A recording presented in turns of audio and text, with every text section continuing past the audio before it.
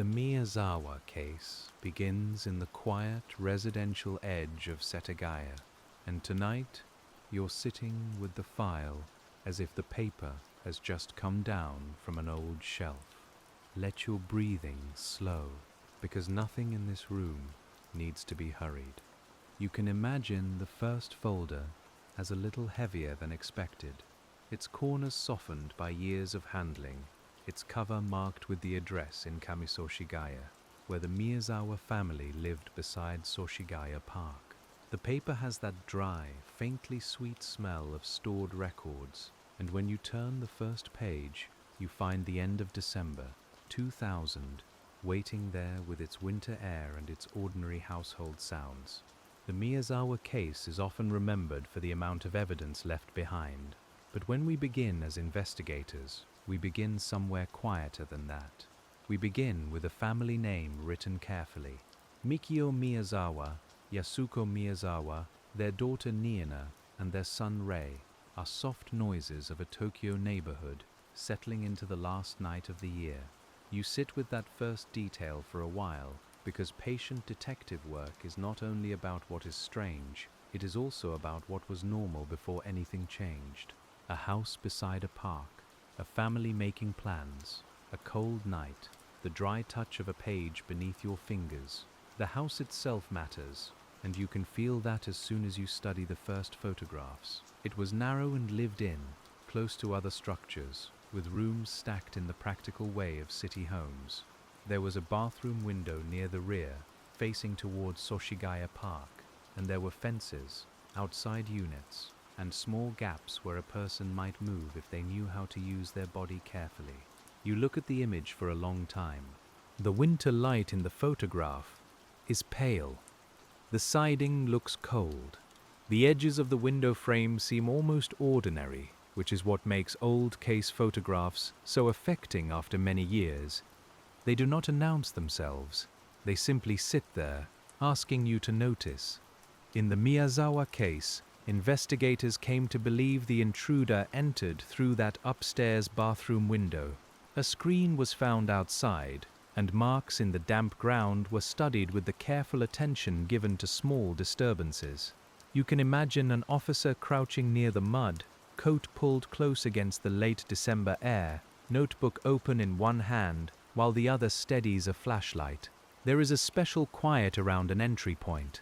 It is the place where a home becomes a case, and for the detective, it is the first threshold of the investigation.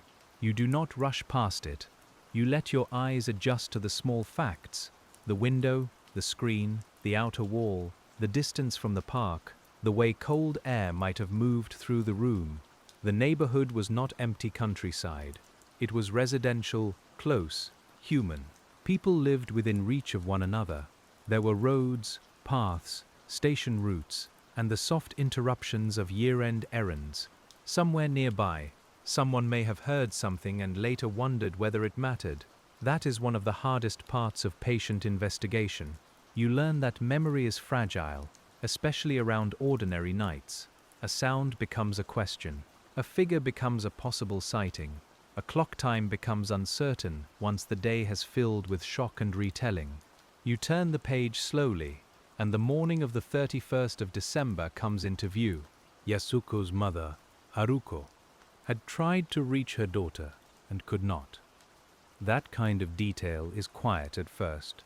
A telephone that is not answered, a feeling that something is off. The small decision to go next door or nearby and check. In an investigation, these ordinary movements become part of the record. A doorbell. No answer. The cool surface of a door. The silence inside a home that should not have been silent in that way. We do not need to lean into the shock of it. We only need to understand that this was where the case entered the hands of police, and where one family's private world became preserved in reports. Fear and fear. One family's private world became preserved in reports. The first officers arrived into a scene that would occupy years of work. They did not yet know how long the file would remain open. They did not know how many investigators would eventually touch it, how many tips would be logged, how many objects would be lifted, bagged, photographed, labeled, and returned to again. You can almost hear the early hours of the inquiry as a low murmur, shoes at the entrance, cameras clicking softly, the rustle of protective clothing, the careful voices of people trying to make sense of rooms without disturbing what the rooms could still tell them.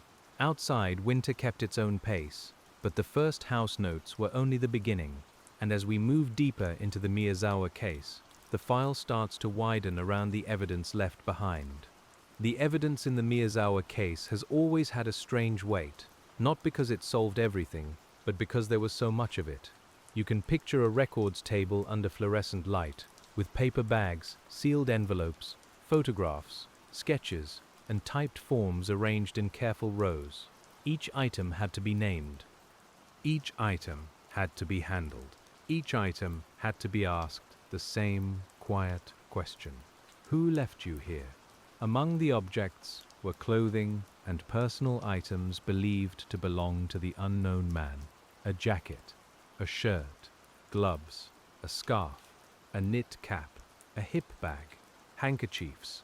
Shoes were studied through impressions and traces, fibers were examined, sand and plant matter were noticed. Even small particles became part of the long conversation between detectives and the house. You can feel the room where those items were studied. It smells of paper, plastic evidence bags, old dust, and the clean bite of office air. A desk lamp warms one circle of space. Somewhere, a copier hums, and a file clerk presses a label onto an envelope with the slow exactness of someone who knows this work may matter years later. The shirt drew attention because it was not common. Reports described it as part of a limited run, with only a small number sold. That kind of fact gives investigators a path, though not always a short one. You would think, sitting at the desk, that a limited item might quickly narrow the world. But police work is rarely that neat. Someone had to trace stores. Someone had to check purchase routes. Someone had to compare sizes, batches, colors, and memories from clerks who may have sold many garments that season.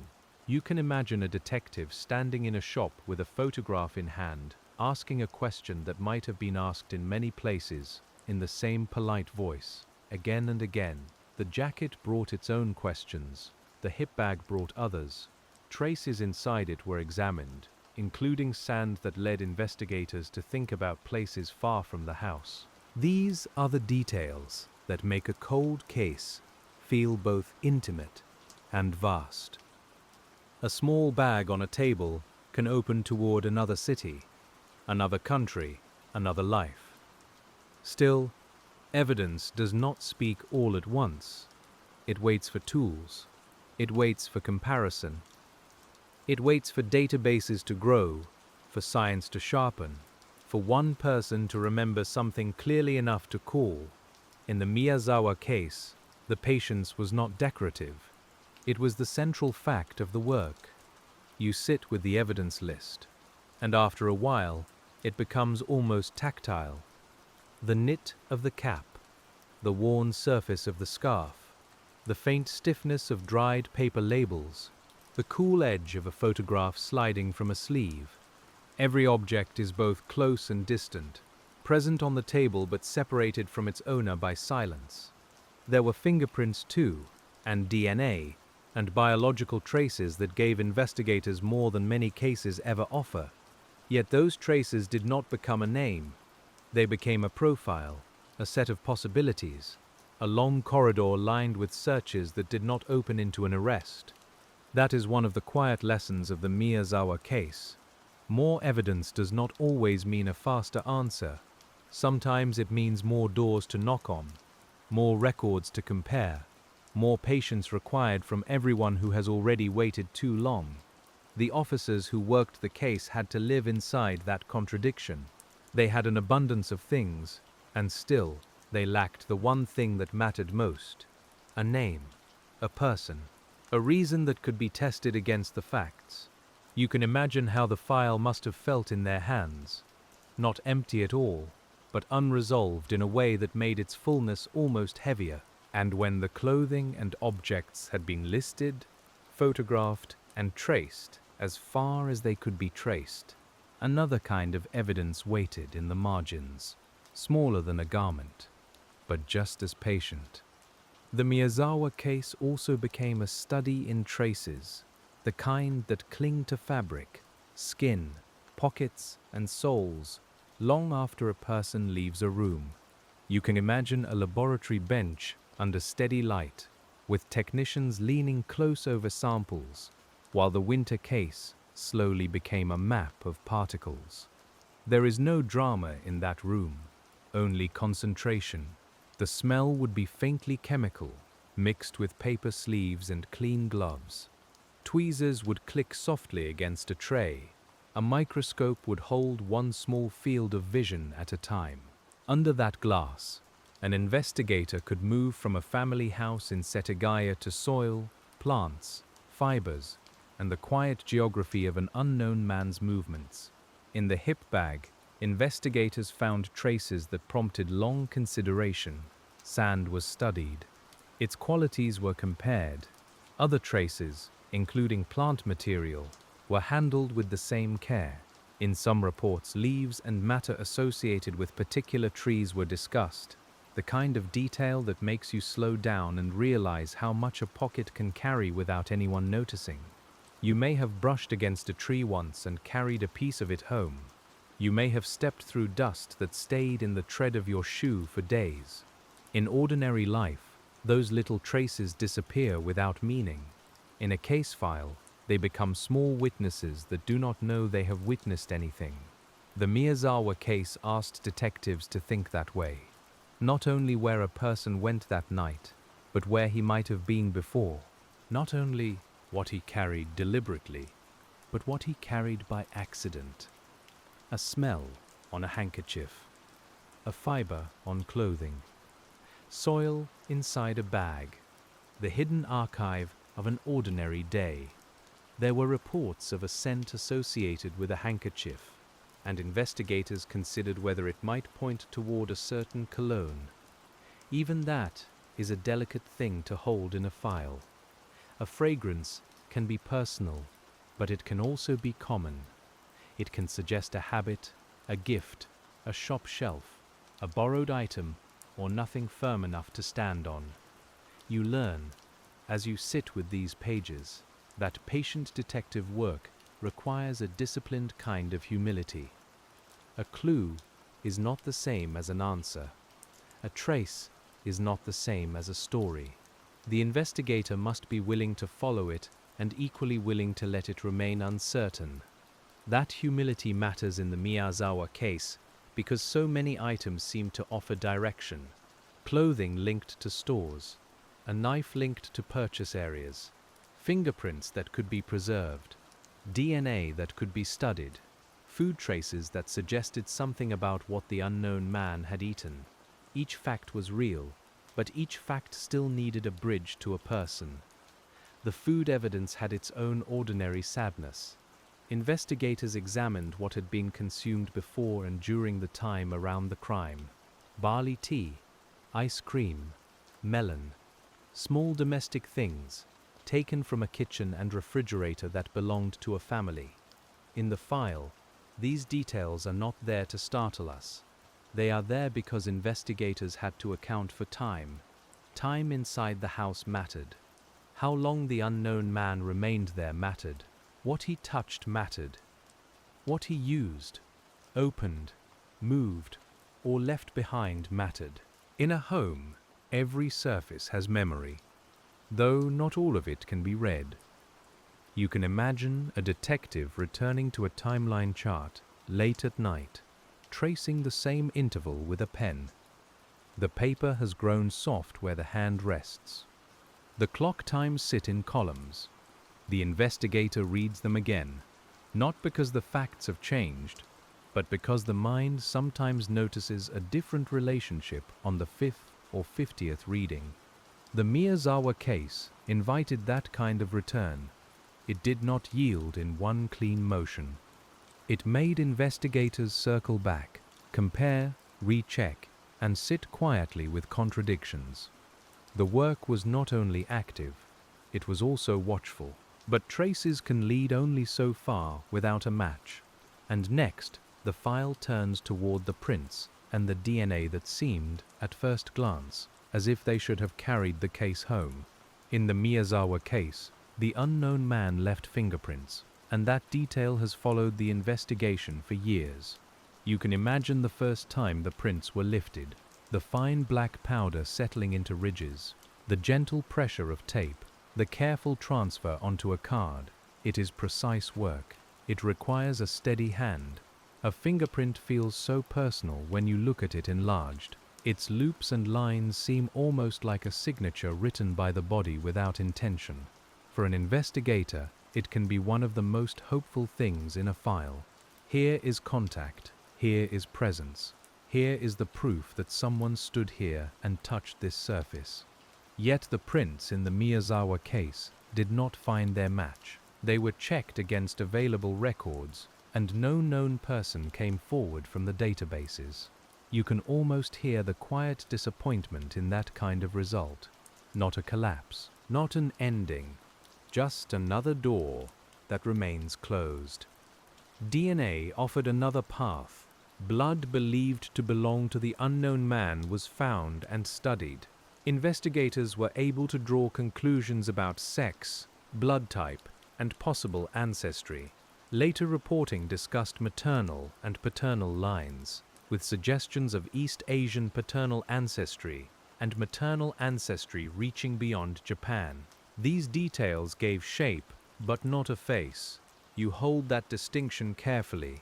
A biological profile can be useful, but it is not a person sitting across a table. It cannot explain a choice. It cannot say where someone slept the next night, or whether anyone noticed an injured hand, or whether he left Japan, or stayed close by under a name no one connected to the file.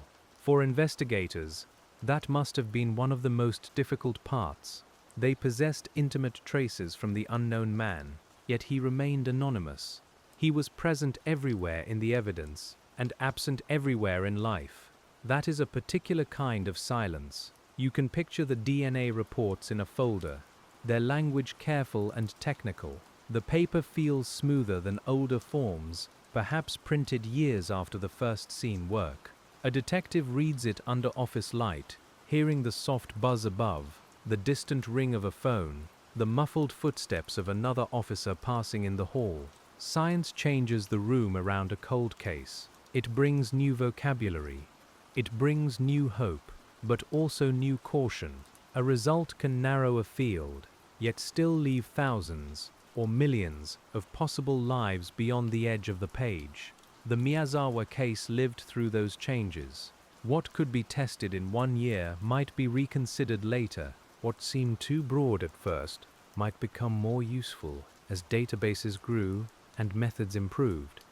Evidence saved carefully in the beginning could speak again, years after the first investigators had moved desks, retired, or gone grey.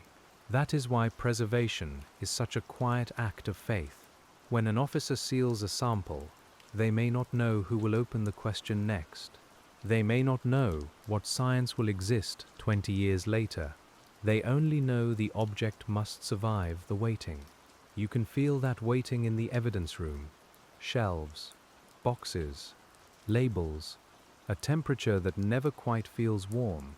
The dry sound of cardboard moving against cardboard. Somewhere in those boxes, the Miyazawa case remained ready, not solved, but not abandoned. Fingerprints, DNA, clothing, soil, scent, food, purchase records, witness impressions. The list becomes almost too full to hold in one thought, so you do what patient investigators do.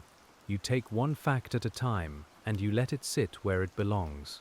Still, evidence inside a house is only one half of the work, and soon the investigation had to move outward into streets, stations, shops, and the memory of a city at the turn of a year. The Miyazawa case moved outward through Setagaya and beyond, carried by officers who had to ask careful questions in ordinary places. You can imagine them at train stations, storefronts, and residential lanes, holding photographs of clothing or objects, speaking gently to people who were trying to remember the end of December. Memory does not always arrive when called. One inquiry looked at the purchase of a knife, believed to have been brought to the house. Stores in Kanagawa Prefecture were examined. Receipts, stock, and sales routes became part of the larger map. You can hear the faint roll of a shop shutter, the soft beep of an old register, the polite voices of detectives asking whether anyone remembered a customer from weeks or months before. The work required repetition, the same questions, the same images, the same patient tone at one counter after another. A detective might stand under fluorescent shop lights while rain darkened the pavement outside, listening to a clerk say they were sorry, they could not be sure. And then the detective would make a note and continue. There were also efforts to trace clothing. The shirt, sold in limited numbers, gave investigators something measurable. But measurable is not the same as simple. Some buyers could be found, others could not. A garment can pass from one person to another. It can be purchased, gifted, borrowed, discarded, or kept in a drawer long enough that no one remembers the day it arrived. You sit with that thought, and the file becomes less like a puzzle and more like a city. Every object has a route. Every route branches. A shirt can begin in a factory, move through distribution, sit on a rack, enter a bag, cross a train platform, and vanish into private life. The Miyazawa case also involved canvassing, with police speaking to people in the area and seeking prints or information that might help. This kind of work is physically tiring in a quiet way. It means cold hands, sore feet, notebooks damp from weather, and many conversations that lead nowhere visible. But nowhere visible is not the same as nowhere. Each checked name narrows something. Each eliminated path clears space around the remaining unknown. The patience of investigation is built from work that may never appear important to anyone outside the file. You can imagine a neighborhood resident opening a door to an officer on a winter afternoon. Warm air comes from inside the home. Somewhere, a kettle clicks off. The officer bows slightly, asks about the night of the 30th, asks about strangers, sounds, injuries, clothing, anything unusual. The resident thinks, apologizes, searches memory, and offers what they can. A case like this asks a community to look backward. That is never easy. The more ordinary the night seemed at the time, the less firmly it may have fixed itself in memory. A passerby might remember a man near a road. Someone else might remember nothing at all except the season, the cold, the sense of being busy before the new year. There were reported sightings and possible leads, as there often are. Investigators had to test them gently but firmly. A man seen leaving, a person with an injured hand, a figure at a station. Each possibility had to be held long enough to be examined, but not so tightly that it distorted the rest of the case. You learn, reading these pages, how much detective work depends on proportion. Too little belief, and a lead is missed. Too much belief, and a weak lead can pull attention away from stronger ground. The best investigators move carefully between those risks, with their pencils sharpened and their conclusions delayed. The Miyazawa case demanded that balance, year after year. It had clues that felt vivid, but vivid clues can still be incomplete. It had a crime scene rich with evidence, but richness can create its own maze. Plus, the task was not only to gather facts, it was to keep them in honest relation to one another. And, beyond the shops, stations, and neighborhood doors, there was another presence in the file, quieter but constant. The house itself, preserved in memory, photographs, models, and return visits. To investigate the Miyazawa case was, in part, to keep returning to a house that no longer belonged only to daily life. You can imagine standing outside it years later, with Soshigaya Park nearby and the seasons changing around the same walls. Leaves gather. Rain marks the ground. Summer insects come and go. Winter returns. For detectives, a house can become a kind of witness, not a speaking witness, of course, but a place that holds relationships between objects, distances, angles and movements. The stairway matters, the window matters, the location of a computer matters, the kitchen, the refrigerator, the bathroom, the places where items were found, all remain part of the silent testimony. Investigators used photographs, diagrams, and eventually more detailed reconstructions to understand the space. You can picture a model on a table, scaled down but serious, its rooms arranged so that eyes can travel where bodies once moved. A model like that has a strange quietness. It is both a tool and a reminder. When you sit beside it, in your mind, you notice how investigation often requires a smaller version of the world. A map, a timeline, a chart, a house model. These objects make grief manageable enough for analysis, without ever removing the human reality beneath them. The Miyazawa case had to be studied spatially because the unknown man remained in the house for some time after the family was gone. That fact troubled investigators, not because it needed dramatic language, but because it affected every question about behavior. What did he do? What did he touch? What did he search? Why stay? The computer was examined. Records showed activity during the early morning hours, and later there was discussion about whether a later connection may have been accidental when the family member who discovered the scene entered the home.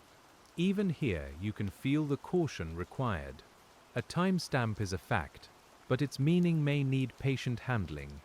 You can imagine the old computer as it might have appeared to investigators, a household machine rather than a symbol. The plastic casing, the faint dust near the keyboard, the small sound of keys under gloved fingers. In a file, even a mouse movement can become important, but only if placed carefully. That is the rhythm of this case.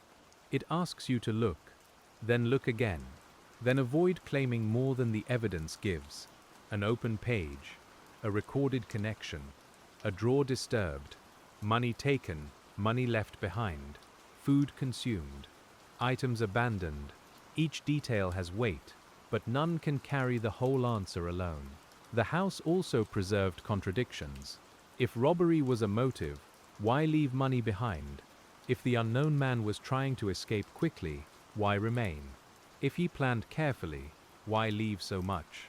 If he did not plan carefully, how did he vanish so completely? These are not questions to sharpen into suspense. They are questions to rest beside. You can hold them the way a detective holds a cold cup of coffee during a long review, knowing that some questions become clearer only after years, and some never do. The physical scene slowly gave way to preserved records. The family home aged. Discussions arose over its condition and future. But the evidence had been collected. The photographs remained. The models and reports remained. The house, in one form or another, stayed inside the investigation. There is something deeply human in that preservation. People kept returning because the case still mattered. Officers changed. Years passed. Technology moved on, and yet the Miyazawa case remained active in the hands of those assigned to listen to what the old evidence might still say. And as the house remained in the file, the people around the case also remained, carrying the long patience that cold cases ask from families, officers, and everyone who refuses to let an unanswered question disappear. The Miyazawa case was never only an evidence problem. It was also a human waiting place. You feel that when the file turns toward the families left behind, the officers who stayed connected, and the yearly gestures of remembrance that kept the case from becoming only paper. A cold case is cold only in the language of administration. To those who live with it, it stays warm with absence. You can imagine an older relative speaking with investigators years later. The room is quiet. Tea cools on the table. Papers lie between them, but not too close, because some papers carry more than information. A detective listens carefully, knowing that the person across from them has lived with the unanswered part far longer than any shift or assignment. In long investigations, families learn the difficult rhythm of hope and stillness. A new test may be possible. A new report may appear. A detail may be reconsidered. Then weeks pass. Months pass, years pass, The phone does not ring with the answer everyone has imagined and feared and needed. For police, the patience is different, but related. Detectives are trained to work with uncertainty, but training does not make uncertainty light. A file like the Miyazawa case can follow a person through a career.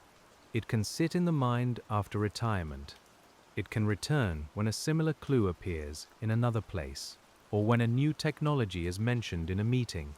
You can picture an investigator who has moved on to other duties, still pausing when the date approaches each year. The 30th of December, the 31st, the edge of the new year, a time when most of the city is turning toward family, rest, food, travel, and tradition, while this one file asks to be remembered again. That annual timing is part of the atmosphere of the case. It sits at the border between years, the old year closing, the new year waiting.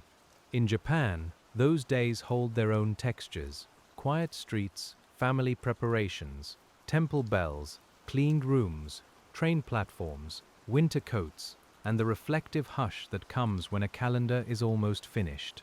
Against that background, investigators had to keep doing practical work. Tips had to be received, old leads had to be reviewed, public appeals had to be made, evidence had to be preserved. The case could not live on feeling alone. It required filing systems, budgets, assigned personnel, lab procedures, and the plain endurance of institutions. That may sound dry, but there is dignity in it. The sound of a stamp on paper, the click of a file drawer, the careful updating of a record, the quiet confirmation that nothing has been discarded. These are ways of saying that the Miyazawa family still matters. You can feel the patience in the scale of the investigation. Over the years, vast numbers of officers and investigators were connected to the work, and thousands upon thousands of pieces of evidence were gathered or reviewed. The numbers are large, but behind them are ordinary human actions repeated with care.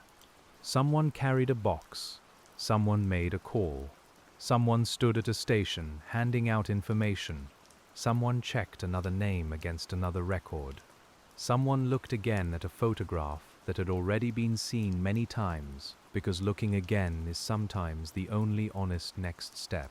In the Miyazawa case, this repetition became part of the story. Not thrilling repetition, not cinematic pursuit, just patient labor, spread across years, held together by the belief that an answer might still exist somewhere in the world, attached to a person, a memory, a record, or a trace not yet understood. And when the years had gathered around the file, the investigation began to belong not only to its original moment, but to the changing methods of cold case work itself. The Miyazawa case moved through eras of forensic possibility, and you can sense that progression when you lay the early reports beside later ones. The paper changes, the language changes, the tools change, but the central question remains almost painfully simple. Who was the unknown man in the house? In the beginning, investigators worked with the methods available at the time: fingerprint comparison, DNA testing, store tracing, neighborhood canvassing, timelines, physical reconstruction, interviews. None of these were small tasks, and none became obsolete simply because newer tools appeared. A cold case is usually built from layers, not replacements. As science advanced, cold evidence could be considered in new ways. DNA could be interpreted with greater detail. Ancestry clues could be discussed more carefully. International cooperation could become part of the conversation. The unknown man's biological traces remained available because someone had preserved them when the case was new. You can imagine a later cold case meeting, many years after the first winter. A conference table, printed photographs, a screen showing enlarged details. Younger investigators sitting beside older ones. The older officers carry memory. The younger ones carry new tools. Between them sits the same Miyazawa case, patient and unresolved. There is a softness to that image, even though the subject is heavy. Knowledge passes from one set of hands to another. Not perfectly, not without frustration, but with continuity. The file survives because people keep agreeing that it should. You notice as you read that every new method brings both light and shadow. A more detailed DNA analysis may suggest ancestry, but ancestry is not identity. A clearer image may improve a possible lead, but an image is not a confession. A database may grow, but it can still lack the person you need. This is why investigators must guard against false certainty. The Miyazawa case contains many tempting fragments. Each one seems to point somewhere, but patient work asks a quieter discipline. Follow the clue, test the clue, record the result, and let the clue be only as strong as it truly is. That kind of restraint is not coldness, it is respect. It respects the family by refusing to build an answer out of wishful thinking. It respects the evidence by not forcing it to say more than it can. It respects the public by keeping the difference between possibility and proof clear. You can feel that difference in every careful phrase. Believed to be, thought to have, possibly, consistent with, not confirmed. These words may seem small, but they are the handrails of honest investigation. They keep the listener and the detective from stepping beyond the flaw. In sleep, perhaps, those words become almost soothing. They slow the mind. They ask nothing dramatic from us. They remind us that there are cases where the most humane voice is the one that refuses to pretend. The Miyazawa case deserves that kind of voice. As you turn another page, you find public appeals continuing across the years. Images of clothing, descriptions of the unknown man, requests for information, reward notices. The case does not vanish, it returns again and again to the public square, asking whether someone knows a detail they once thought too small.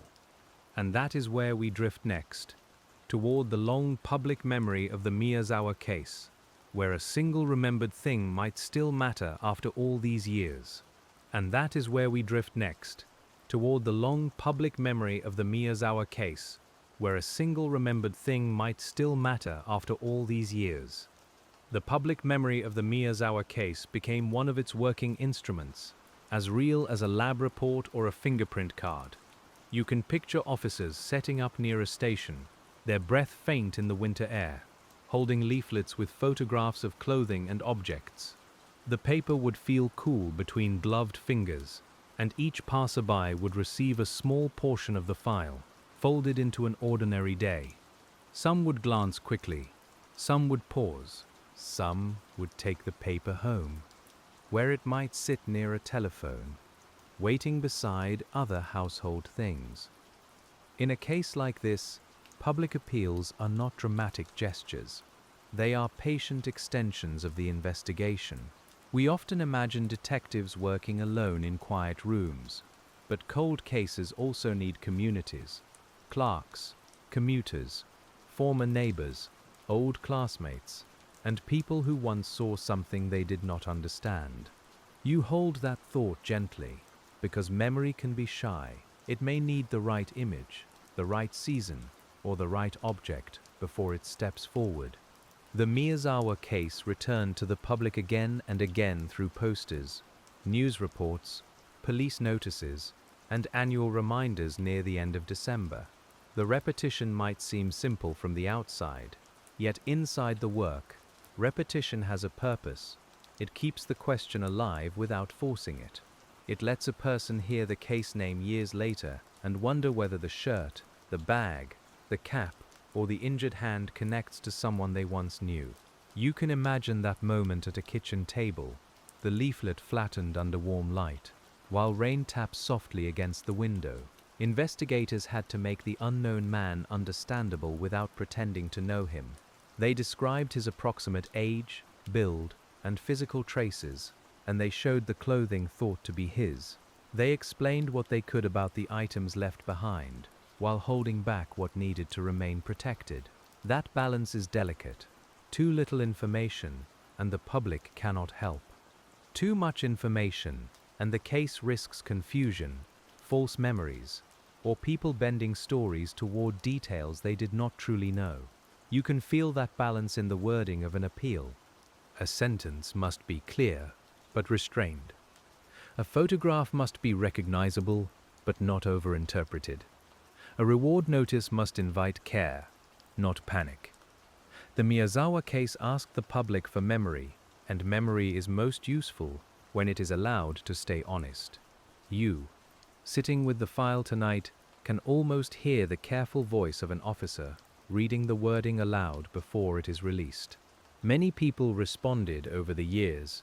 Tips came in, sometimes in large numbers after renewed coverage. Each one had to be received. Each one had to be logged. Each one had to be weighed against the known facts.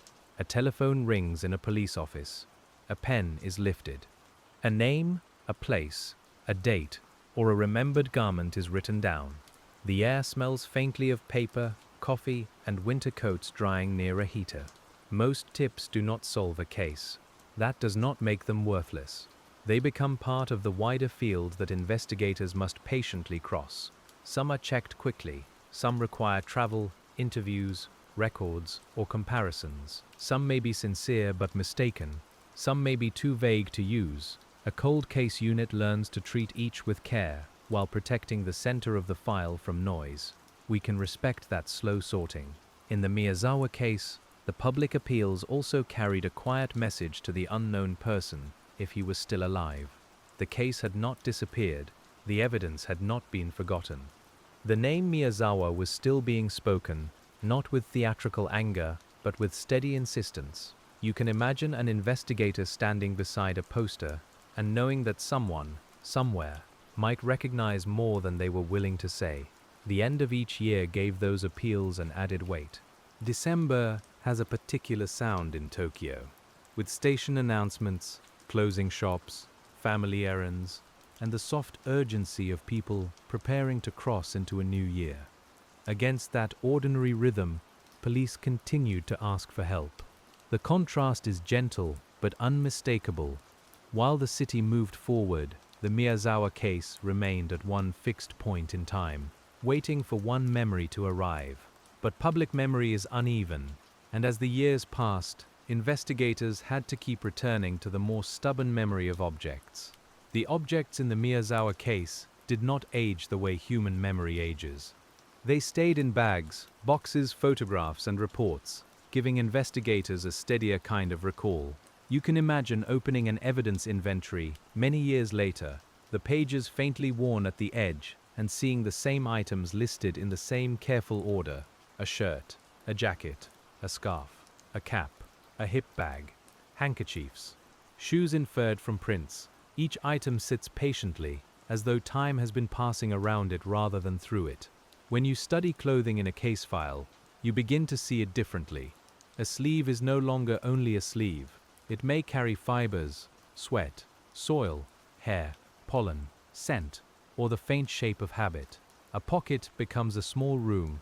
A worn area becomes a clue to movement. A label becomes a route into manufacturing and sales. The work is humble, but it is exacting, and the Miyazawa case gave investigators much to examine. The hip bag especially seems to ask for a quiet kind of attention. You can picture it resting on a table, emptied and documented, its fabric creased from use. A bag is personal, without being intimate in the way a diary is. It holds the practical debris of a life. It travels close to the body. It gathers the little remains of streets, rooms, shops, and hands. In that sense, it was not just an object left behind. It was a map, though not one with easy markings. Investigators studied the contents and traces connected to it, looking for anything that might point outward. Sand and soil can speak to place, but only in careful probabilities. Fibers can speak to contact, but not always to identity. Plant traces can suggest environments, though plants travel too, on shoes, clothing, air, and old belongings. You sit with these limits because they are part of the work. A clue may be real and still be quiet. The clothing led police into questions of purchase, distribution, and rarity. Some items were linked to specific brands or limited availability. This created routes to follow through shops and records. Yet retail trails can fade quickly. Receipts are lost. Staff change. Customers pay in cash. A garment moves from one closet to another, and after enough years, even a family member may not remember where it came from. You can almost feel the frustration in that ordinary fact. Still, investigators kept going. The Miyazawa case was not the kind of file where one could say there was nothing left to do. There was always another comparison, another list, another place where an object might have been sold or seen. The patience became material. It had the texture of photocopies, map pins, handwritten notes, and envelopes opened so many times that their flaps softened. One of the handkerchiefs carried its own small atmosphere in the reporting around the case. Investigators considered scent, folding, and use. You can imagine a technician handling it with a careful distance, aware that an everyday cloth might still preserve something meaningful. Cloth holds touch differently than metal or glass. It absorbs, it keeps, it becomes part of the person who carries it, then part of the case when the person disappears. There is tenderness in the attention given to such small things. Not sentimentality, but tenderness. The investigator must believe that a handkerchief matters, a fiber matters, a label matters. This belief is not magical. It is practical and patient. We can sit beside it without needing to turn it into a revelation. The shoes, or rather the impressions and traces associated with footwear, carried investigators into another kind of search. Footwear can connect to size, model, manufacture, and movement. A print in soil is a quiet record of weight and direction. A tread pattern is a language of shapes. You can imagine someone leaning close over a cast or photograph, the light angled low to make the ridges stand out. Footwear evidence has a grounded feeling. It reminds you that the unknown man had to move through the world like anyone else. He walked, climbed, stood, shifted, and left pressure behind. However distant the case may feel after many years, the footprint brings it back to the body in the simplest way. Someone was there. Someone had shoes. Someone crossed ground that remembered him for a little while. But the ground forgets unless investigators arrive in time. Rain softens edges. Wind carries debris. People walk over surfaces without knowing what they are covering. That is why the early hours matter so much, and why the first scene workers in the Miyazawa case carried such a heavy responsibility. Their notes became the memory the ground could not keep. You turn another page, and the objects begin to feel like a chorus of small, patient voices. None is loud enough alone. Together, they create the shape of a person who still has no name in the file. This is one of the loneliest experiences in investigation. To know someone through possessions and traces, but not through identity. And because objects could not answer everything, investigators returned again to time, that most ordinary and difficult witness. The timeline of the Miyazawa case is the kind of document you can read many times without feeling finished. You can imagine it printed across several pages, with entries arranged by hour, statement, possible movement, and technical record. The ink seems plain, but the work beneath it is deep. Time is never just time in a case like this. It is opportunity, movement, waiting, error, and possibility. Investigators had to understand the evening of the 30th of December and the morning of the 31st as carefully as they could. They gathered what was known about the Miyazawa family's final day, about calls, computer activity, neighbors, sounds, and the discovery. They looked at what happened inside the house and what may have happened outside it. Every minute did not need to be filled, but every known minute had to be placed. You can feel the difference between a clock time and a lived moment. A report may say one thing happened before another, but inside a home, life does not move like a report. It moves through small acts. A child's voice, dishes, a computer screen, footsteps, a door, cold air near a window. Investigators had to translate that lived softness into structure without losing respect for it. The computer activity became part of this timeline work.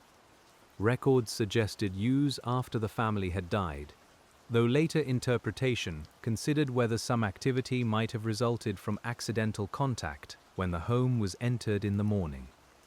That distinction may seem technical, but in a case file, it matters. It affects how long the unknown man may have stayed. It affects what he may have done. It affects the shape of his departure.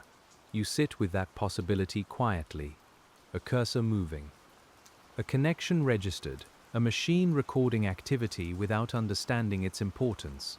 Technology can preserve a moment, but it cannot always explain the human action behind it. The Miyazawa case asks you to hold both the precision and the uncertainty at once. There was evidence that the unknown man remained in the house for a period of time. He consumed food and drink, used items in the home and left behind belongings. Investigators studied these acts not to dramatize them, but to understand behavior. Why remain? Was he calm, confused, injured, searching, waiting, or simply moving without the urgency police expected? The file cannot answer that fully, but it can ask carefully. Time inside the house would have felt very different to the unknown man than to investigators reconstructing it years later. For investigators, time becomes measured. For the person moving through rooms, time may have been emotional, disordered, practical, or strangely blank. You cannot know. You can only study what was touched, what was taken, what was left, and what the sequence might allow. This is where patient detective work becomes almost meditative. You return to the same interval again and again. You read a statement. You compare it with a technical record. You look at the house diagram. You ask whether a sound reported by a neighbor fits one possibility better than another. Then you set the pencil down and let the facts settle. A timeline can feel like a loom. Threads of witness memory, physical evidence, and forensic results pass over and under one another. The pattern may show itself only in certain light. The investigator waits for that light, but does not invent it. In the Miyazawa case, the pattern remained incomplete, even with so many threads on the table. The departure from the house became one of the case's enduring questions. If the entry was through the bathroom window, how did the unknown man leave?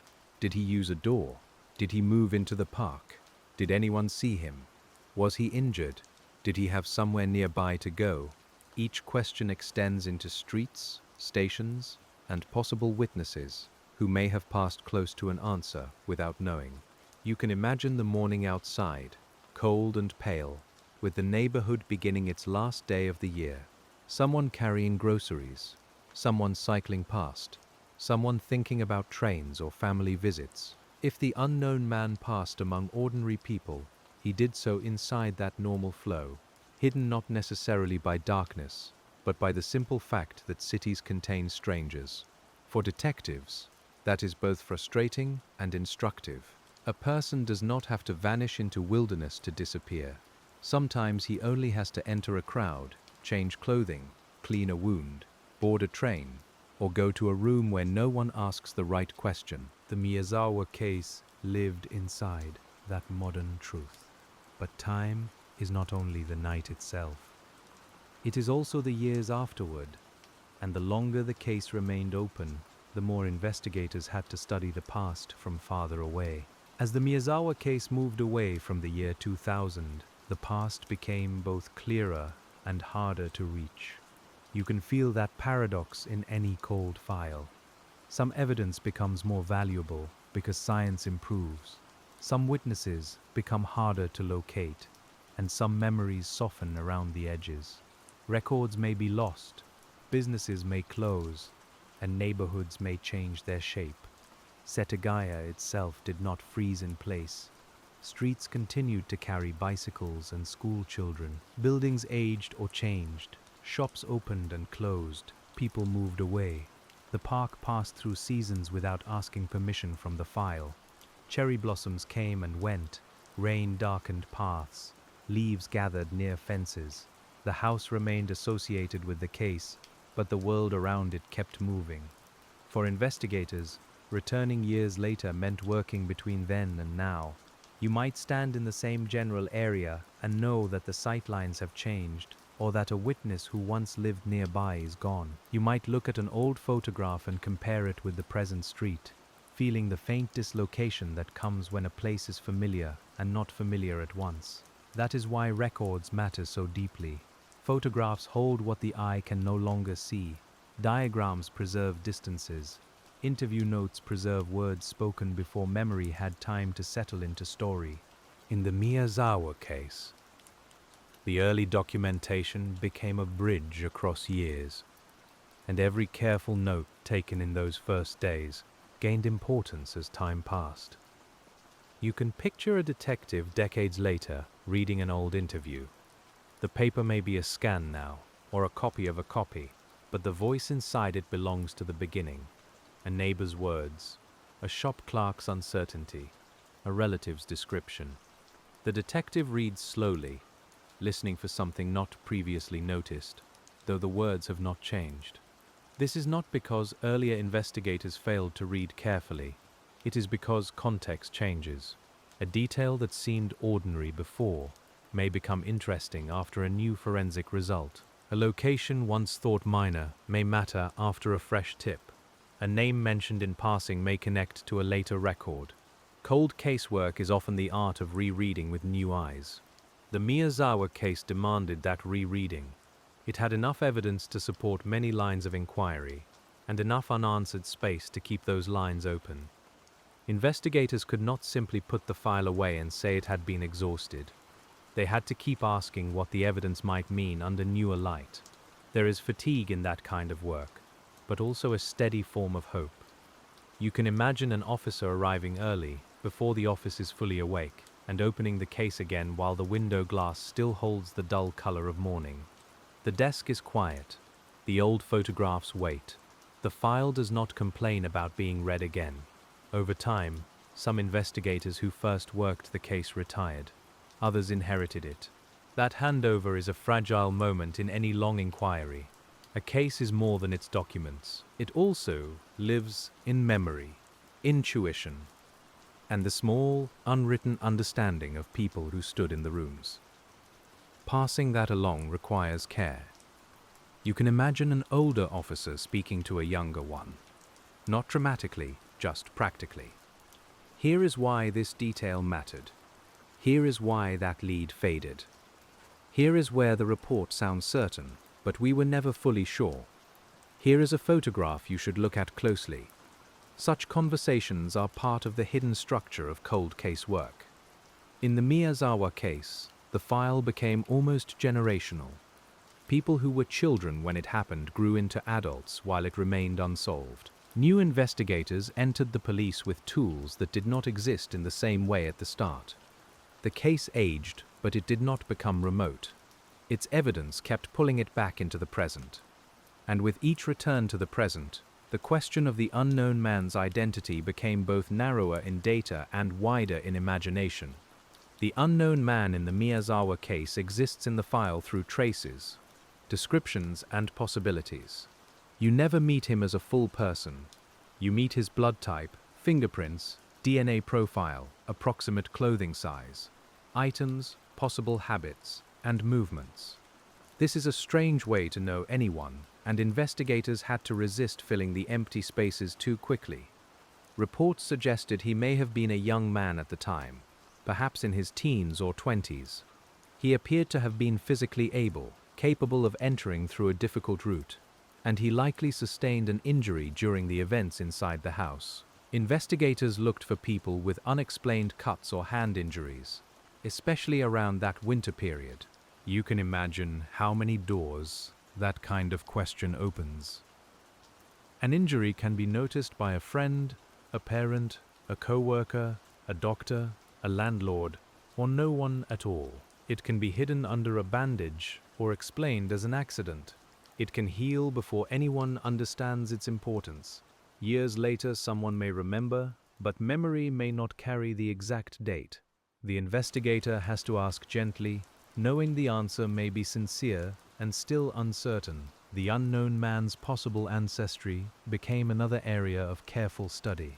DNA analysis suggested paternal and maternal lines that led investigators to consider connections beyond a single local profile. Public discussion mentioned possible links to East Asian paternal ancestry and a maternal line that may have included European ancestry. These clues broadened the search, but they did not give a name. You sit with that carefully, because ancestry can be misunderstood if treated too bluntly. A person is not a set of broad categories. Families move, histories mix, records are incomplete. The clue may point toward heritage, migration, or distant lineage, but the investigator still needs identity, not only background. The Miyazawa case required that distinction again and again.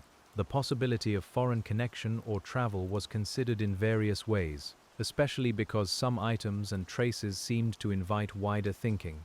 Police explored leads involving Japan and other places, and they looked at whether the unknown man could have left the country. Yet leaving a country is only one possibility among many.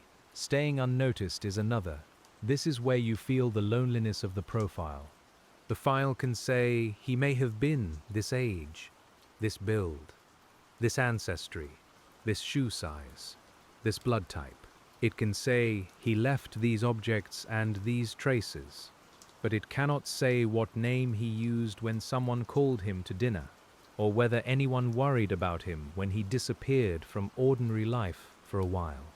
Investigators had to imagine the social world around him without inventing it. Did someone wash clothing for him? Did someone notice missing items? Did someone see him return injured? Did he live alone? Did he have friends? Did he have work, school, family, or no stable pattern at all? Each question matters, but each must remain open until evidence supports it. The Miyazawa case is sometimes described through its abundance of physical evidence, but the absence of social recognition is just as striking. Someone left traces everywhere, yet no one has publicly placed him with certainty. That gap is one of the deep silences in the case. You can hear it when the file pauses between one lead and the next. It may be that someone knew and did not speak.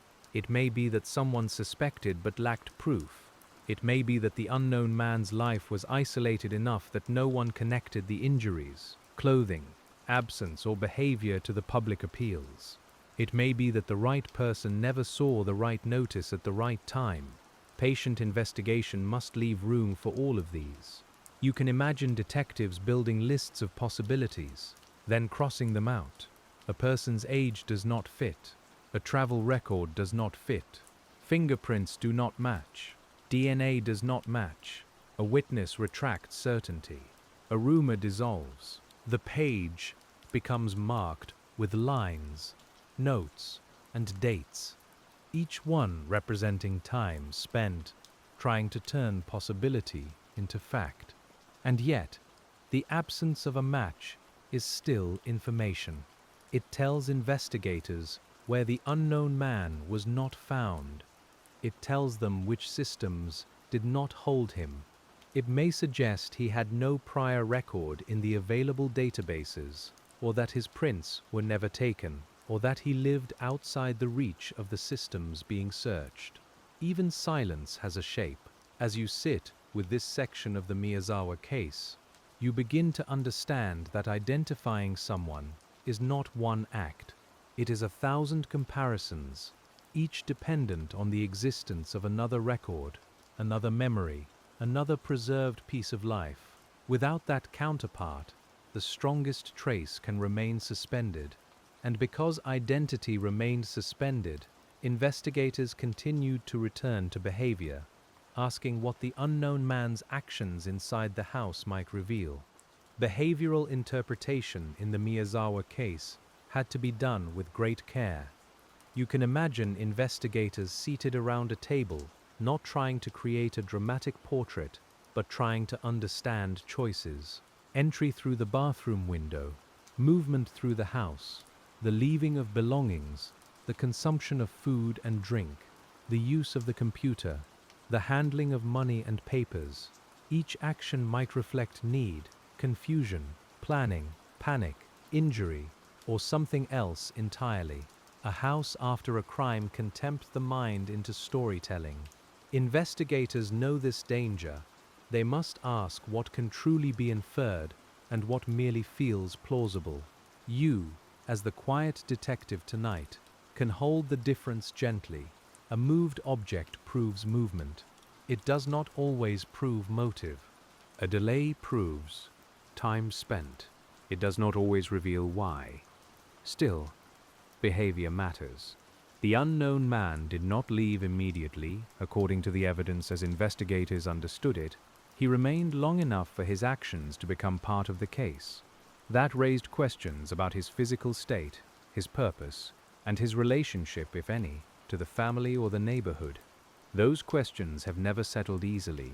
The house's contents suggested searching or disorder in places, and investigators considered whether theft was part of the motive. Money was taken, but some money was left behind. That mixture complicated any simple explanation. You can imagine a detective noting the contradiction with a small mark in the margin, not as a flourish, but as a reminder to stay cautious. When a motive is unclear, every other detail carries more pressure. People want reasons. Families need reasons. Investigators look for reasons because reasons help organize facts. But sometimes a file refuses to arrange itself around one clean motive. The Miyazawa case has remained difficult partly because its evidence does not settle into one simple frame. You can feel how tempting it would be to say too much. To decide the unknown man was this kind of person or that kind of person. To make his actions fit a neat pattern. Patient detective work resists that urge. It leaves the open spaces open, even when that openness is uncomfortable. The unknown man's possible injury is one of the behavioral anchors. If he was injured, he would have needed to manage pain, bleeding, movement, and escape. That could explain some actions, but not all. It could account for time spent, but not necessarily for choices made. It is a clue, not a full explanation. You can picture investigators considering nearby medical facilities, pharmacies, acquaintances, and anyone who might have seen an injury. The sensory world of that search is plain and human. The smell of antiseptic in a clinic, the rustle of pharmacy bags, the soft slide of a registration book, the polite request for records within lawful limits. Each place may hold nothing. Each place still must be considered. Behavior also includes preparation. Did the unknown man choose the house in advance? Did he know the family's routines? Did he arrive with specific intent? Did he choose the entry point because he had studied it or because it seemed available in the moment? The Miyazawa case never allowed these questions to rest in certainty. The setting near Soshigaya Park mattered here. Parks are public and private at once. They gathered joggers, children, older people, people passing through, people sitting alone, people who belong nearby, and people who do not. From a park edge, a house can be observed without drawing attention, though observation itself cannot be assumed without evidence. Again, you hold the possibility carefully.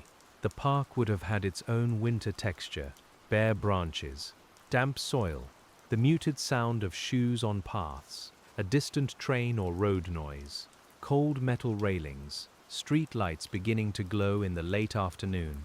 If someone watched the house from nearby, the park may have offered cover in plain sight. If no one watched, the same park was simply part of the family's neighborhood. This is how a detective must think. The same fact can support more than one possibility. A house beside a park is a vulnerability, a convenience, a coincidence, or all three depending on evidence. The Miyazawa case asks us to keep those meanings loose until they can be tied down. And when behavior could not answer motive, investigators returned again to known contacts and possible connections, looking for any thread between the unknown man and the Miyazawa family. The question of connection sits quietly at the center of the Miyazawa case. Did the unknown man know the family, even slightly? Did he know the house? Did he choose it because of its location? Was there a grievance, a misunderstanding, a random selection, or some reason still hidden from view?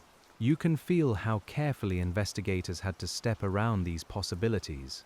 Mikio Miyazawa worked in business related to corporate training and consulting, while Yasuko taught children, including through lessons at home. Their lives brought them into contact with other people, as most lives do: students, parents, colleagues, neighbors, acquaintances, service workers, delivery routes, and casual encounters all form the soft web around a family. Investigators had to examine that web without treating ordinary contact as suspicion. That kind of inquiry requires tact. A detective may have to ask a grieving relative about routines, disputes, visitors, money, work, and habits. The questions are necessary, but they pass through pain. You can imagine the room growing still when a question touches something personal. The investigator lowers their voice. The pen waits. The answer, if it comes slowly. In the Miyazawa case, no confirmed connection publicly identified the unknown man. That absence kept the case open in several directions. If he was known, the link remained hidden. If he was unknown, then the reason for choosing the house became harder to understand. Either way, the investigators had to continue without a single relational key. You, reading beside the small lamp, may notice how much cold case work depends on social maps. Who knew whom? Who had reason to visit? Who had been nearby? Who disappeared afterward? Who changed behavior? These maps are not drawn with streets alone. They are drawn with memory, work schedules, lesson records, school routes, phone calls, and the quiet routines of a household. Routines can be revealing, but they can also be protective of privacy. Investigators must enter them carefully. What time children slept, who used the computer, who came for lessons, which door was used, which neighbor might notice a visitor. Each answer belongs to a real home, not an abstract case. The Miyazawa case required that sensitivity from the beginning. There may have been many interviews with people who had no involvement at all, only proximity. That is ordinary in an investigation, but it is still a human burden. A person may feel uneasy being questioned, even when they want to help. A parent of a student may search their memory with genuine effort. A co-worker may wonder if some small complaint mattered. The file grows from these careful conversations. You can hear those interviews in the texture of the record. Chairs shifting, a tape recorder or notepad placed on a table, a window partly open to stale office air. The investigator asking the same question in a slightly different way, not to pressure, but to give memory another path. Sometimes a detail appears only after silence, but memory can also be shaped by publicity. Once a case becomes widely known, people may remember images from news reports as if they had seen them firsthand. Investigators know this too. They must separate original memory from borrowed memory, and they must do it without dismissing the person who came forward. This is patient work at its most delicate. The Miyazawa case stayed in public discussion long enough for layers of memory to accumulate. Someone might call years later, sincerely believing a person they knew matched the unknown man. The tip might be useful, or it might not. Police would still have to ask, did the person own similar clothes? Did they have injuries? Were they in Japan? Do fingerprints or DNA fit? Does the timeline hold? Evidence protects the investigation from drifting. It gives memory something to meet. Without that meeting, a story remains a story. With it, the story may become a lead. In the Miyazawa case, that meeting was sought again and again, across years, through many names and possibilities. And beyond social connections, there was the wider question of movement, of how someone could enter Setagaya, leave it, and pass back into the larger city. Movement is one of the quiet mysteries inside the Miyazawa case. You can trace possible routes on a map and feel how quickly a neighborhood opens into a city. A residential lane reaches a larger road, a path leads toward a station connects to other wards, suburbs, airports, workplaces, rented rooms, and anonymous places where no one watches closely. Tokyo does not need to be loud in this part of the file. We can imagine it softly. Train doors chiming, winter coats brushing together, the scent of damp wool and convenience store food, ticket gates clicking, one person after another into the flow. If the unknown man entered that system, he may have become simply one more figure moving through the year-end city. Investigators had to consider how he arrived. On foot, by bicycle, by train, by vehicle, from nearby, from farther away. Each possibility creates different evidence expectations. A nearby person might have been noticed later. A train passenger might leave no trace beyond memory. A vehicle might have been parked, seen, or not seen. A bicycle might vanish into ordinary urban movement. The case included attention to possible sightings near stations and routes. These accounts required careful testing. Was the time right? Did the description fit? Could the person have had an injury? Did the clothing match? Was the sighting before or after the public already knew what to look for? You can feel the slow sorting again, the careful folding of one statement beside another. A city can hide a person through abundance, not because it is sinister, but because it is full. Many people wear similar clothes. Many carry bags. Many hurry near stations at the end of a year. A man with a bandaged hand might be noticed for a moment and forgotten. A person who seems out of place may still not seem important until later. For investigators, transportation records and movement patterns can help, but only within limits. At the time, surveillance systems were not what they would become later, and even where cameras existed, preservation was not always long. Images may be unclear, angles may be wrong, time may pass before anyone knows which footage to request. The Miyazawa case belonged partly to that technological moment. You can imagine detectives reviewing what could be reviewed, watching grainy images or studying station patterns. The room is dim, the monitor glow pale, the tape or digital file advancing through ordinary movement. People come and go. Most are irrelevant. The investigator watches anyway, because the unknown person, if he appears, will look ordinary too. This is a hard truth in many investigations. The person sought may not appear different from anyone else. The file may contain extraordinary consequences, but the person in the crowd may simply adjust a bag, look down, pass a gate, and leave the frame. Patient work requires attention without expectation of spectacle. If the unknown man was injured, movement would have been harder. That may have affected his route. He might have avoided attention, sought water, covered his hand, or moved at odd times. But again, the case does not let us know. You can only follow the physical traces to the edge of the house and then listen for the city beyond. The year-end timing complicates movement in another way. Around New Year, people travel, routines shift, businesses close, families gather, and strangers may appear in neighborhoods where they are not usually seen. A person leaving Setagaya in that period might blend into holiday movement, or the opposite might be true. Quiet streets might have made him more noticeable. Both possibilities remain. The Miyazawa case rests inside these balanced uncertainties. The map is not blank, but the route is missing. The stations are known. The roads exist. The park is there, and still the path of the unknown man after leaving the house has not been publicly fixed. You can feel the file pause at that edge. And when a file pauses, investigators often return to the first available physical certainty, which in this case meant preserving, retesting, and rethinking the evidence that remained. Retesting is one of the gentlest forms of persistence in the Miyazawa case. It does not look dramatic from the outside. A sample is requested. A chain of custody is checked. A lab receives material. A technician reviews what can be done now that could not be done before, or could not be done as precisely. The whole process may happen under bright light, with paperwork, seals, and careful signatures.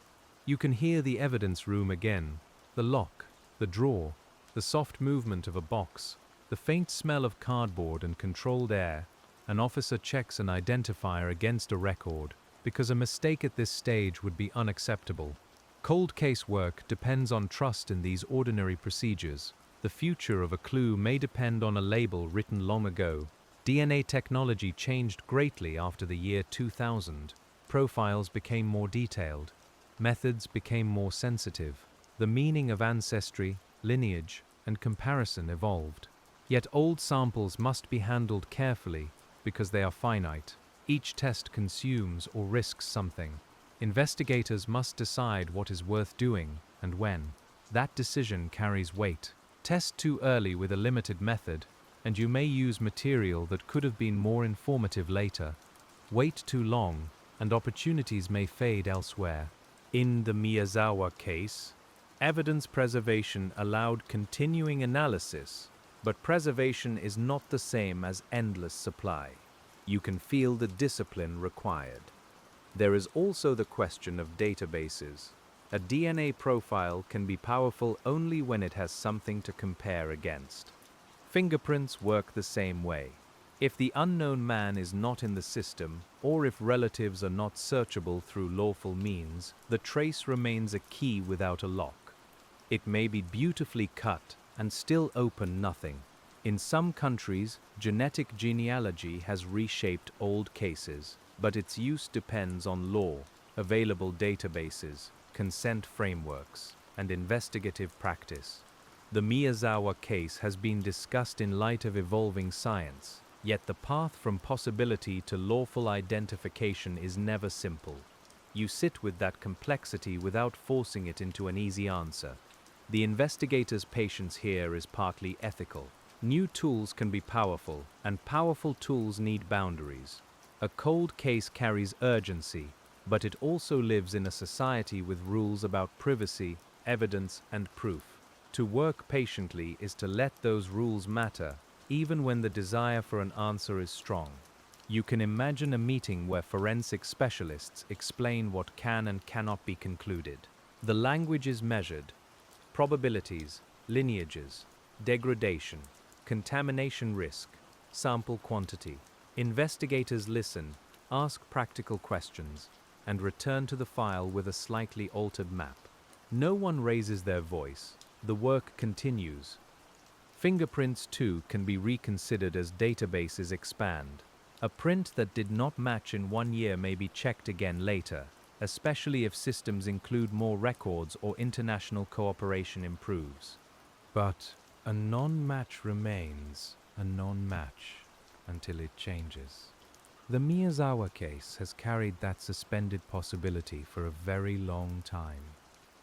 The psychological effect of such suspended possibility is subtle. It prevents the file from becoming still. Every technical improvement suggests a new pass through the evidence. Every new database raises the question again. Could this be the year? Could this be the method? Could this old sample finally meet the record it has been waiting for? For families, that can be both comfort and burden. Hope returns, but it returns carefully. You can imagine hearing that a new test may be possible and feeling the heart lift, then steady itself. Cold case hope is rarely bright and simple. It is more like a lamp kept low, enough to see the page, not enough to pretend the room is mourning. The Miyazawa case has lived under that lamp for many years, retesting, reviewing, appealing, comparing, preserving. None of it is wasted, simply because the final answer has not arrived. The work itself is a form of continued regard, and alongside the science there remains the everyday discipline of paperwork, the quiet architecture that holds a long investigation together. Paperwork can sound dull until you understand what it protects. In the Miyazawa case, every item, statement, test, lead, and decision needed a place in the record. You can picture cabinets, digital archives, binders, scanned pages, and evidence logs forming the skeleton of the inquiry. Without that structure, memory would fray too quickly. A detective returning to the case years later needs to know what was already checked, which suspect was excluded, which shop was visited, which witness statement was original, and which was a later recollection, which lab test produced which result. The file must tell not only what is known, but how it became known. That is the difference between information and evidence. You can imagine the feel of those records. Some pages crisp and recent, some older, slightly yellowed, photographs in sleeves, diagrams folded along creases, translations or summaries clipped to reports, sticky notes perhaps removed before formal archiving, but their impressions still felt in the way pages have been handled. A long case becomes a physical landscape. The Miyazawa case likely required enormous coordination because of the volume of evidence and tips. Lead management is its own craft. A tip arrives. It is categorized. It is assigned. It is checked. It is closed, suspended, or advanced. If it intersects with another lead, someone must notice. If it contradicts known facts, someone must record why. This is not glamorous work, but it is where many investigations survive or fail. You, sitting as the detective tonight, can feel the patience of a lead sheet, a name at the top, a date, a description, actions taken, results. The paper does not know whether it will matter. It simply waits for a human mind to connect it properly. Sometimes the most important sentence in a cold case is one written plainly in an administrative field. There is a moral quality to good record keeping. It prevents the same family from being asked the same painful question needlessly. It prevents weak leads from returning in disguise. It preserves the labor of officers who can no longer explain it themselves. In a case that lasts decades, paperwork becomes a way of caring for the future investigation. The Miyazawa case also involved public communication, and that too required records. What details had been released? What had been withheld? What images were distributed? What wording was used in appeals? Investigators had to know what the public might already have learned, because that shapes how later tips are interpreted. If someone describes an item that was never publicly shown, that may matter differently from someone describing a widely published photograph. If a caller knows a detail held back by police, that is significant. If a memory mirrors a television segment too exactly, it may require caution. Publicity and evidence move close together, and the file must keep them distinct. You can imagine officers reviewing old media coverage, not for curiosity, but to understand the informational environment around the case. Newspaper clippings, broadcast transcripts, web pages, posters, anniversary reports. Each public telling leaves traces of its own. The investigation has to account for those too. This is another reason the Miyazawa case asks for slowness. It is not only a question of what happened in one house, it is also a question of what has been known, said, remembered, misremembered, tested, excluded, and preserved across more than 2 decades. The file is not a single object, it is an accumulation. Accumulation can be heavy. An investigator may sit before thousands of pages and feel both gratitude and burden. So much work has been done, so much remains unresolved. The task is to enter without being overwhelmed, to trust the structure, and to begin with one page, then another, then another. That is how we move through it tonight as well. Not by forcing an answer, but by following the patient order of the work, from the house to the evidence, from the objects to the public, from science to memory, and back again. And when memory and paperwork had carried the case as far as they could, the annual return of December brought the Miyazawa case back into public view with a quiet regularity. Each December, the Miyazawa case seems to gather its own atmosphere. You can imagine the air turning colder around Setagaya, the trees thinning, the evenings arriving early, and police preparing again to ask the public for help. There is something almost ritual-like in these renewals. Though the purpose remains practical, Someone may know something. Someone may finally be ready to speak. Anniversary appeals have a different tone from early appeals. At the beginning, urgency is close to the surface. Later, the voice becomes steadier, more patient, but no less serious. The words must carry time without sounding defeated. They must say, in effect, that the case is old, but it is not gone. The Miyazawa family is still remembered. The question remains open. You can picture officers near Seijo Gakuen Mai Station or other public places connected to the area, handing out leaflets as commuters move past in winter clothing. A scarf is adjusted. A train announcement echoes. Paper changes hands.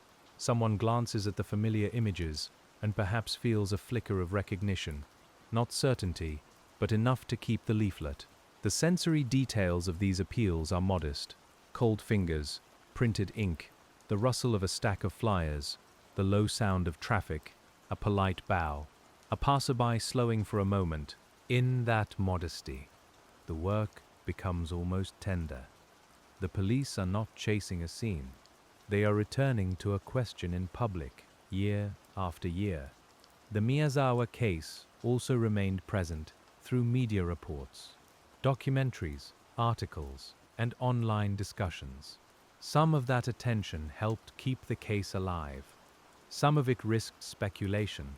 Investigators had to continue their work, while the public world formed theories around the edges. That can be difficult, because the file contains facts not always visible outside it. As listeners tonight, we stay with the Karma Center. We do not need to chase every theory. We do not need to decorate the unknown. The real investigative experience is already full enough. Evidence waiting in storage, families waiting for answers, officers reviewing old leads, and a city that may still hold one small memory in someone's mind. You can imagine a person seeing a December appeal many years later and remembering someone from the winter of 2000. Perhaps a young man with a bandaged hand, perhaps a missing article of clothing, perhaps an unexplained absence, perhaps nothing strong enough to feel important. The courage to call may depend on whether that person believes small memories can matter. Investigators have to make space for those small memories. A tip line is, in a way, an invitation to uncertainty. You do not have to solve the case before calling. You only have to offer what you know and let trained people compare it with the file. That is the public side of patient detective work. The Miyazawa case has received many tips over the years, and each wave of attention likely brought more. You can imagine the sorting after an anniversary broadcast. Phones ringing, emails arriving, officers entering information, supervisors assigning follow-ups. The office becomes active, but not frantic. Each lead must be handled at the speed of accuracy. Some tips may have led investigators far from Setagaya. Others may have circled back close to the neighborhood. Some may have required international checking.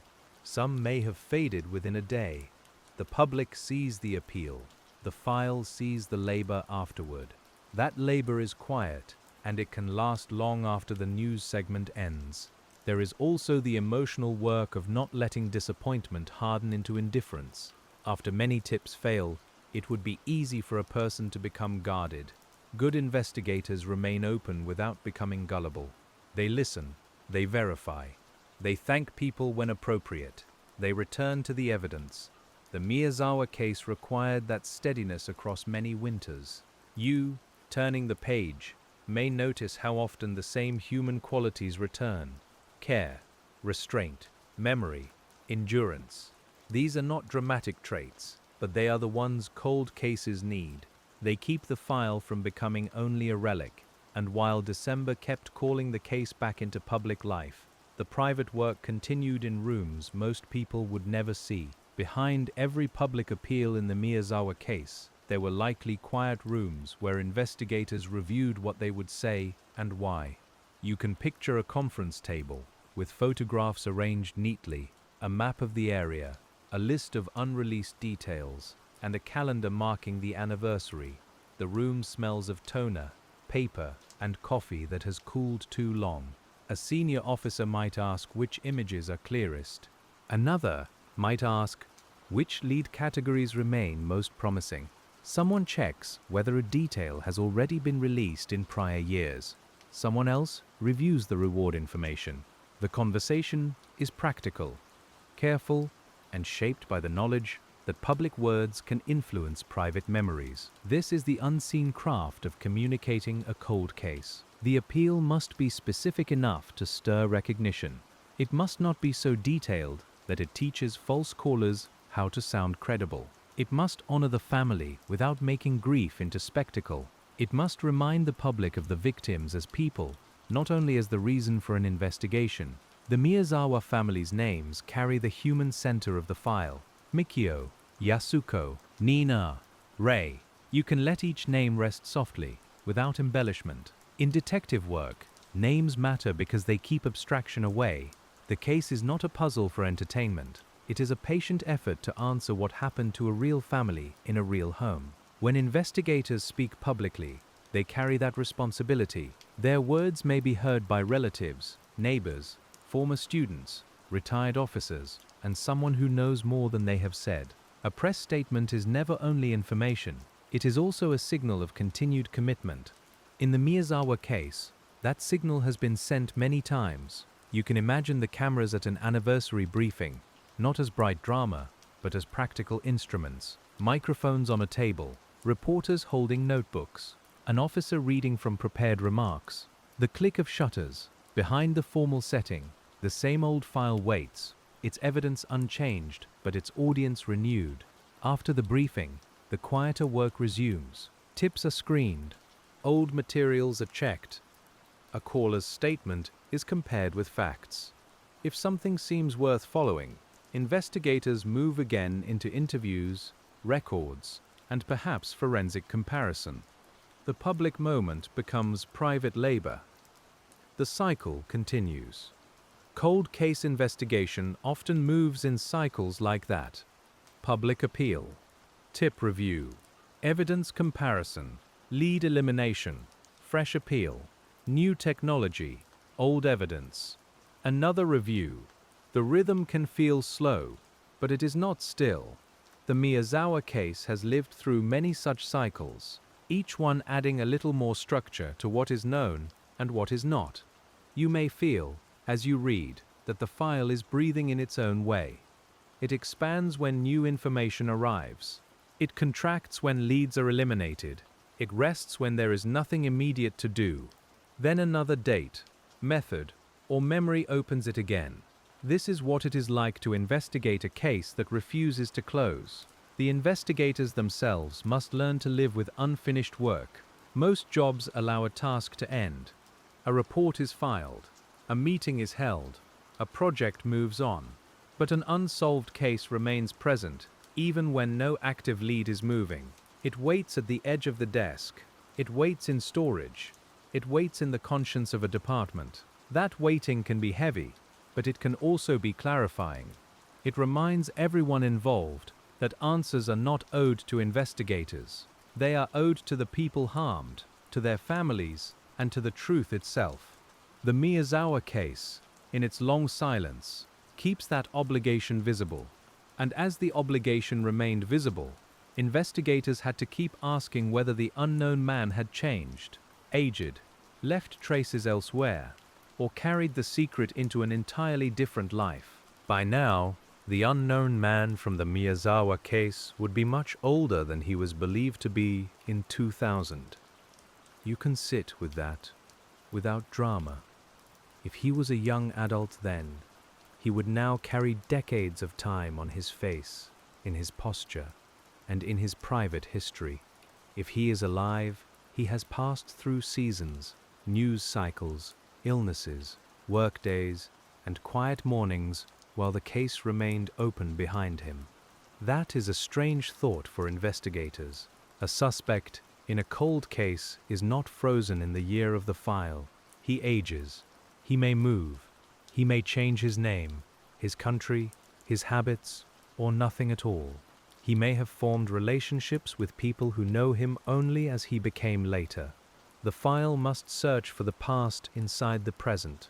You can imagine police considering age progression, though the unknown man's face was never confirmed in a photograph. Without a known face, aging is harder to visualize. Investigators work from body, traces, behavior, and objects instead. They ask who, among real people, fits the old evidence closely enough to test. The work is patient because the field is wide. If the unknown man died, the case changes in another way. The answer might still be found through records, relatives, stored biological samples, belongings, or someone's confession to another person. Death does not always close a trail. Sometimes it opens a box in a family home or prompts someone to speak. Investigators must be prepared for that possibility too.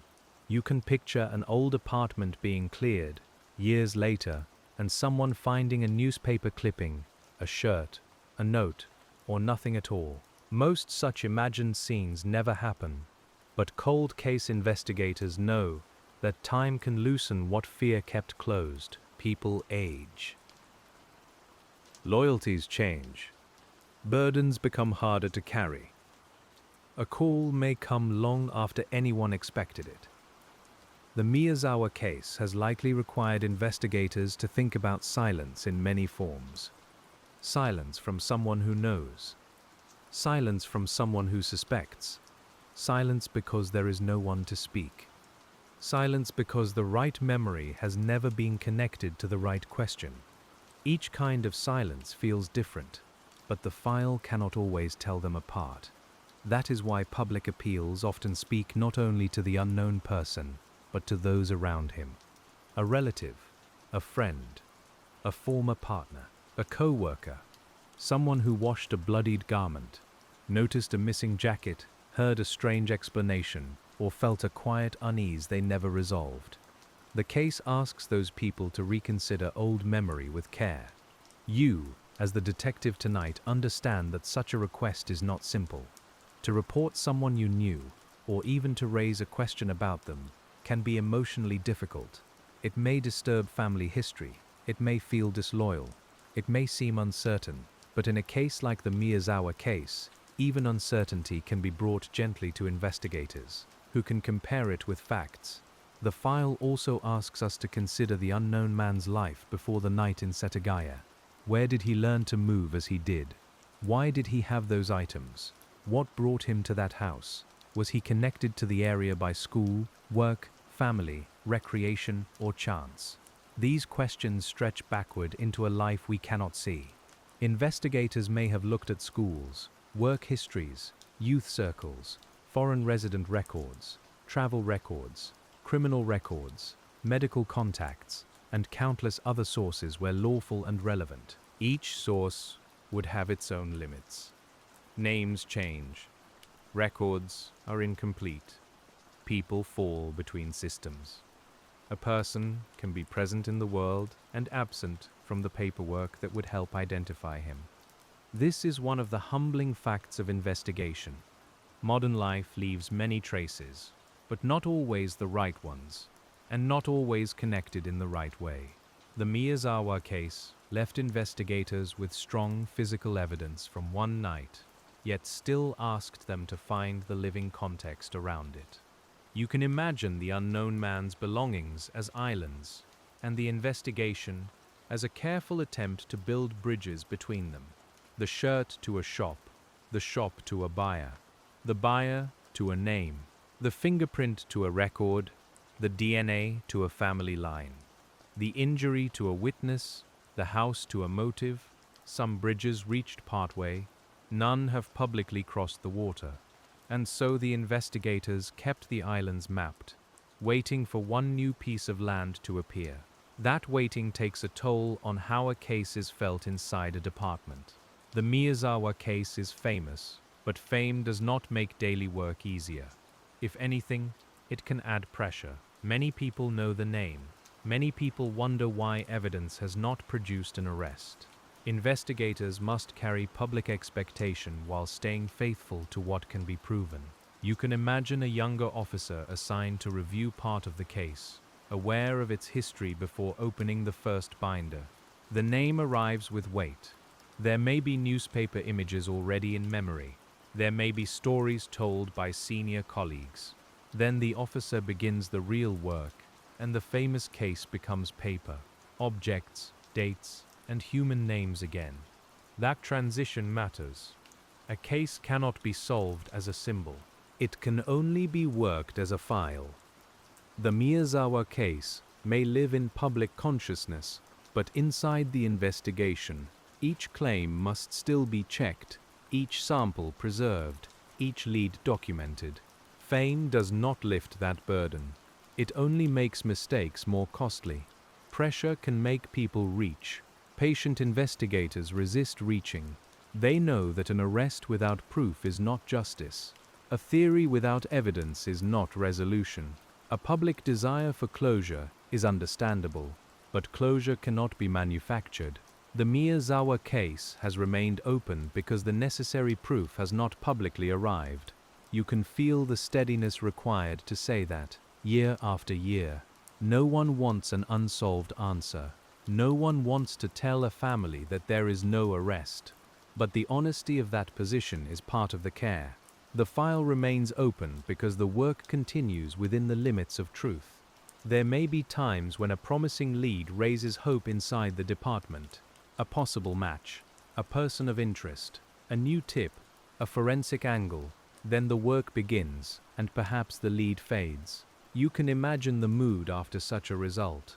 Quiet, tired, not hopeless, but returned once more to the long road. In a cold case, disappointment has to be processed professionally. Investigators cannot let it corrode the next lead. The next caller deserves attention. The next test deserves care.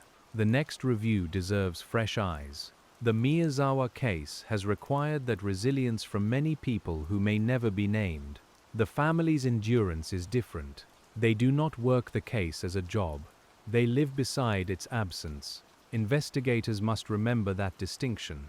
A case file can be closed at the end of a shift. A family's unanswered question follows them home. In the Miyazawa case, that human fact is never far from the paperwork. You can imagine an officer preparing to meet relatives after another anniversary.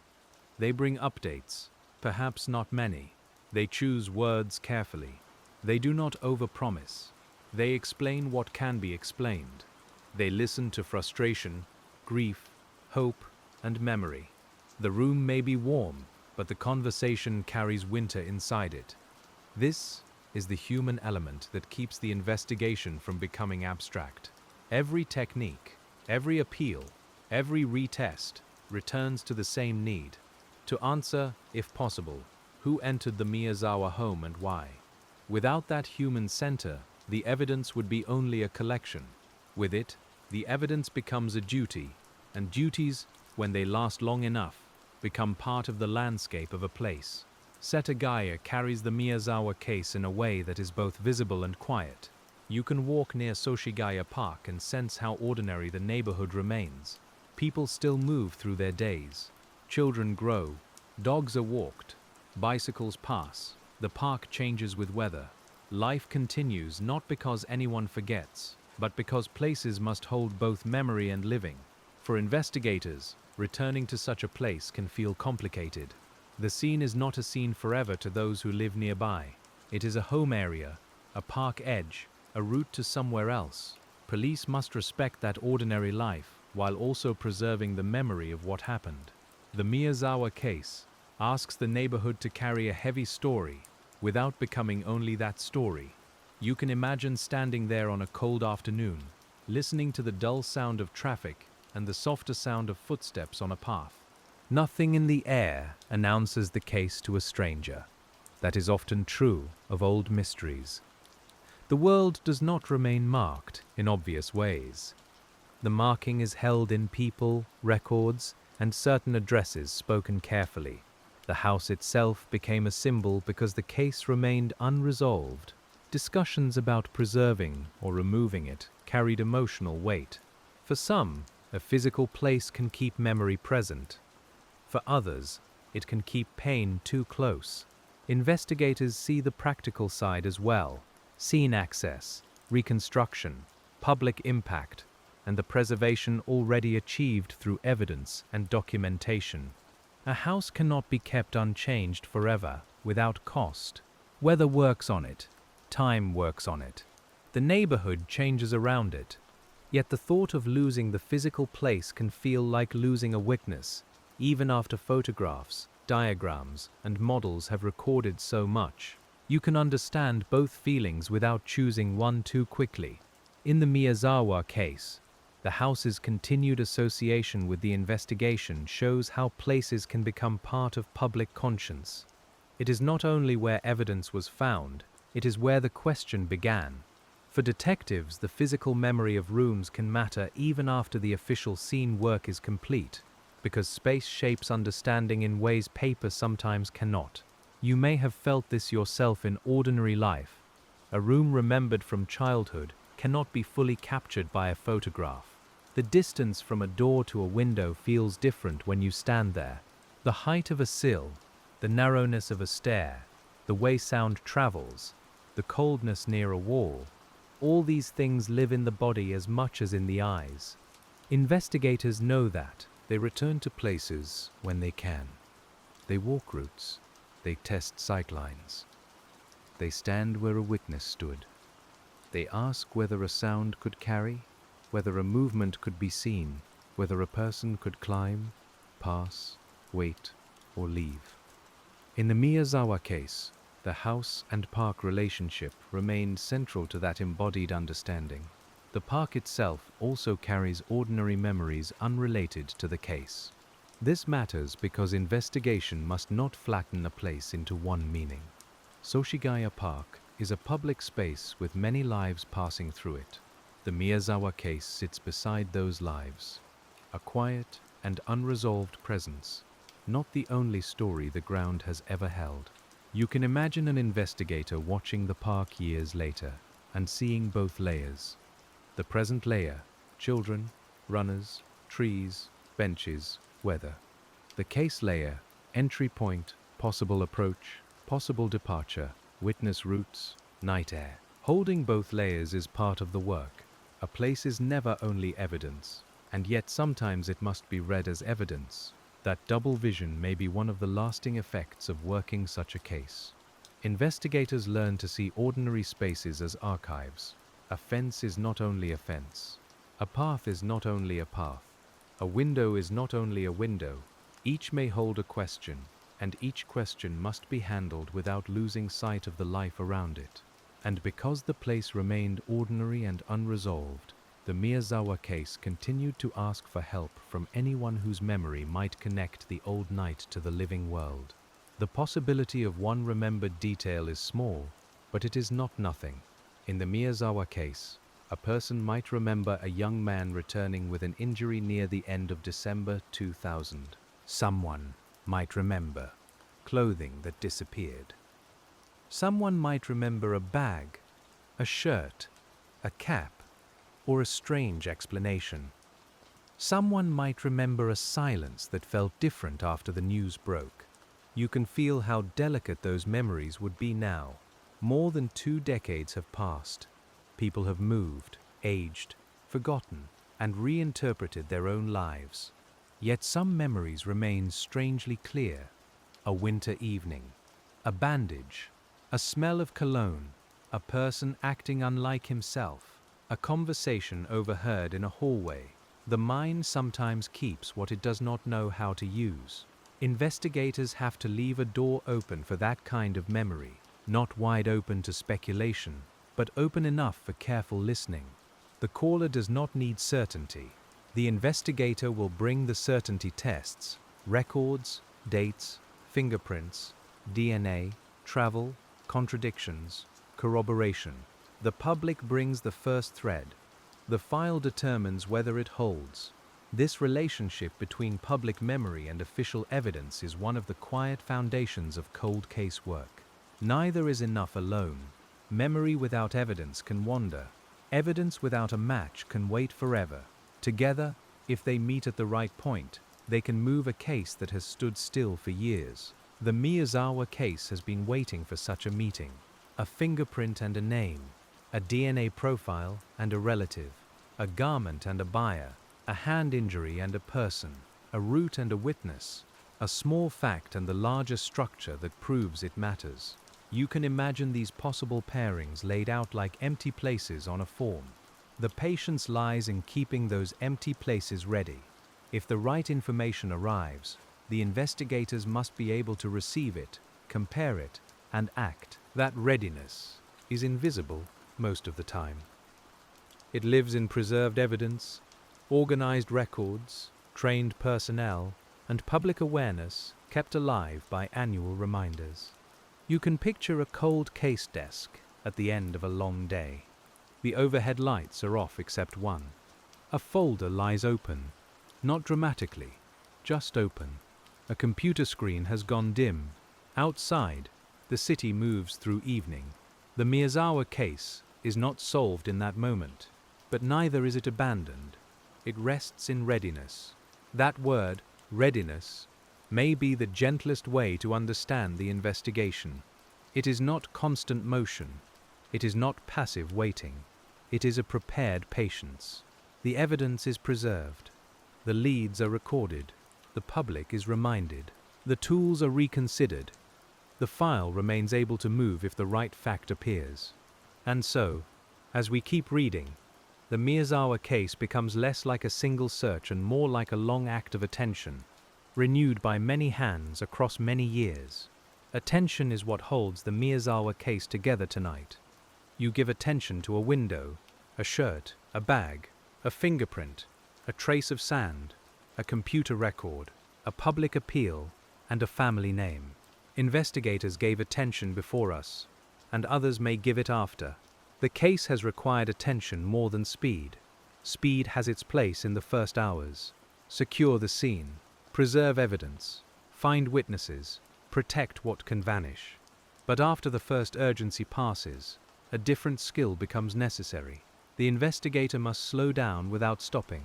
They must learn the pace of rereading, retesting, re-interviewing, and remembering. You can almost feel that pace in your hands. The folder is not rushed. The pages turn one at a time. A photograph is held at its edges. A note is read twice. The lamp makes a small pool of light. Somewhere beyond the room, night settles around windows and rooftops. This is the pace the Miyazawa case has asked from everyone who has stayed with it. There is no comfort in pretending the work is easy. It is not. It is heavy, meticulous, and sometimes discouraging. But there is comfort in the knowledge that care can persist without noise. A case can remain alive through quiet systems, quiet people, and quiet decisions repeated over years. The Miyazawa case teaches that evidence can be abundant and still incomplete. It teaches that science can be powerful and still need a match. It teaches that public memory can help and also blur. It teaches that a house can become a record, and that a neighborhood can carry an unanswered question while continuing to live. For the investigator, these lessons are not abstract. They shape the next action. Check the old lead. Preserve the sample. Review the statement. Compare the print again. Speak to the public with restraint. Meet the family honestly. Keep the file ready. The work becomes a sequence of small, faithful acts. You, sitting with the file tonight, do not need to solve it. That is not the burden of this hour. You are here to understand what it was like to investigate the Miyazawa case, to feel the slow rhythm of work that continued even when the answer stayed out of reach. Understanding is quieter than solving, but it has its own dignity. The paper beneath your hand feels slightly rough now. The room is still. The old case does not hurry you. It has waited through winters, through new forensic methods, through public appeals, through the aging of witnesses and investigators. It can wait through one more careful reading, and as the reading continues, we come back once more to the beginning, not to repeat it, but to notice how the first facts look after years of patient work have gathered around them. And as the reading continues, we come back once more to the beginning, not to repeat it, but to notice how the first facts look after years of patient work have gathered around them. The first facts in the Miyazawa case look different after you have spent time with the later evidence. The house is still the house, the park is still the park, and the end of December is still cold. But now each plain detail carries the weight of everything investigators tried afterward. You look again at the bathroom window, and it is no longer only an entry point. It is a question about planning, strength, familiarity, and risk. You can imagine an investigator standing near that window in the early days, measuring what could be measured and seeing what the unknown man must have done. The frame would have felt cold to the touch. The air near the rear of the house may have carried the damp smell of soil and winter plants. A flashlight beam would have moved across surfaces slowly, not searching for drama, but for contact. Every mark mattered because every mark had to survive interpretation. The Miyazawa case often returns to this point, because entry is the first physical decision we can study. If the unknown man entered through the upstairs bathroom window, then he chose a route that required effort. He may have known it was possible. He may have tested it. He may have seen it from outside. Or he may have acted on sudden opportunity. You hold each possibility lightly, because none of them becomes certainty by being repeated. The location beside Soshigaya Park gave the rear of the house a particular exposure. Parks are full of soft movements and partial views. A person can pass without seeming strange. A person can pause and still appear ordinary. You can picture bare branches, low winter light, and the muted crunch of ground underfoot. In that quiet environment, a house could be observed, approached, or merely encountered by chance. Investigators had to ask what the unknown man knew about the house before entering. Did he know there were children inside? Did he know the family's schedule? Did he know the layout? Or did he learn it as he moved? Did he expect money, confrontation, privacy, or something else? The Miyazawa case does not give those answers, but the questions shaped the early interviews and scene analysis. When you sit with the entry point, you also sit with the vulnerability of homes. A home is meant to feel private, and most of the time it is private because everyone agrees to respect its boundaries. Investigation begins when someone has broken that agreement. The detective's work is to understand how and why, without turning the home into anything less than a home. That is why the photographs must be read gently. They show rooms, windows, furniture, and ordinary family objects that never expected to become evidence. You can imagine the stillness of those images, the way a chair sits where it was left, the way a household item becomes fixed forever in a report. The Miyazawa case asks us to look without intruding more than the work requires. The first facts are simple enough to state, but difficult to exhaust. A family lived near a park. An unknown man entered. Evidence remained. The case stayed open.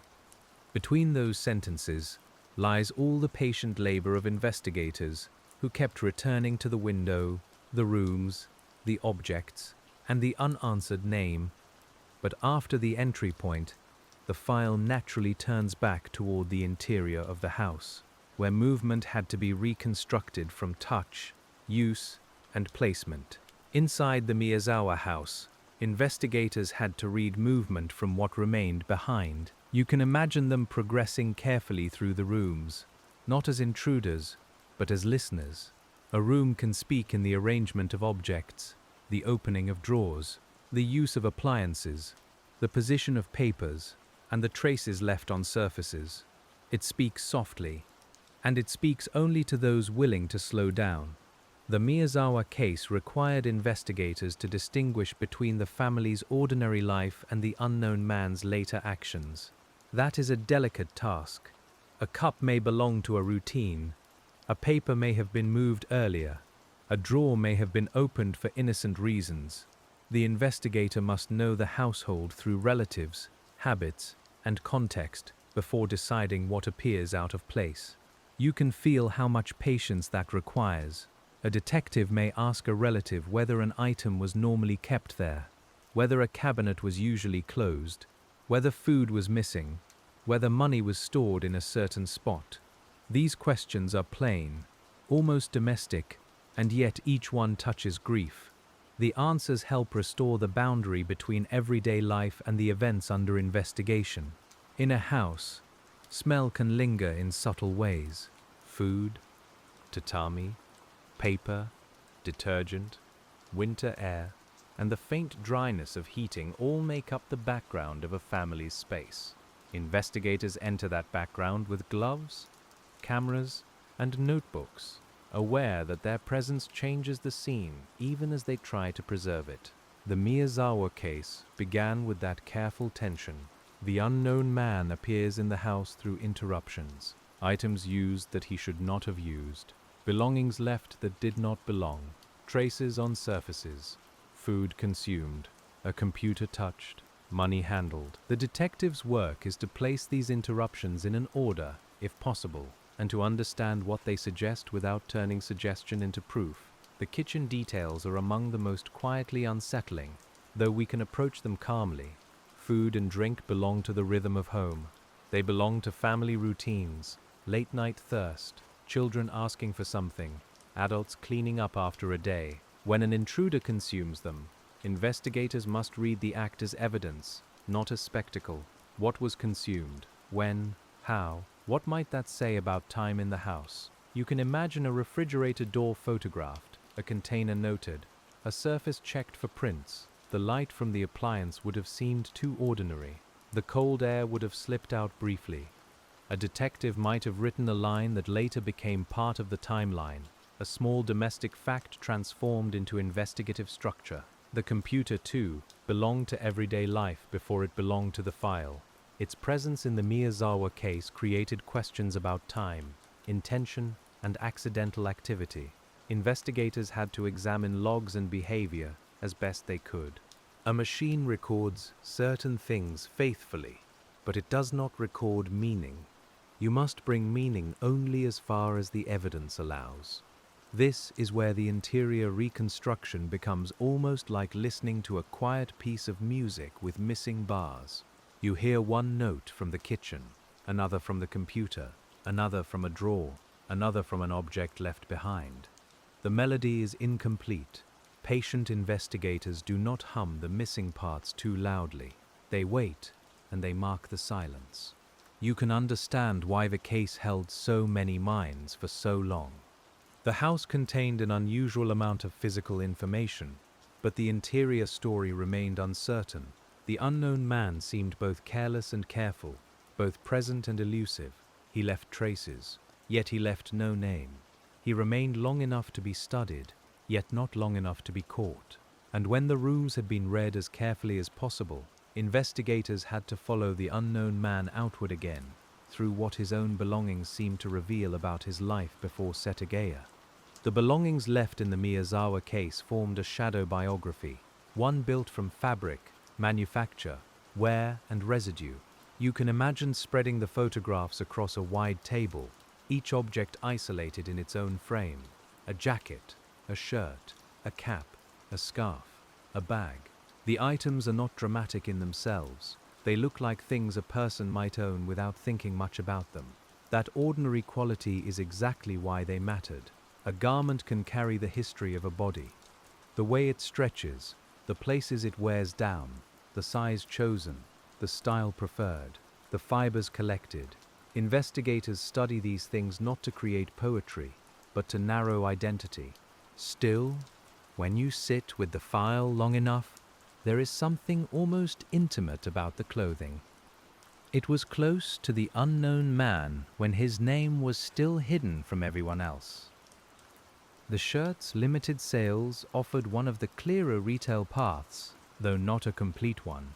You can imagine officers contacting stores, reviewing inventory, speaking to people who might remember stock from that season. The work has the texture of receipts, fluorescent changing rooms, folded displays, and store back rooms where boxes are opened under practical light.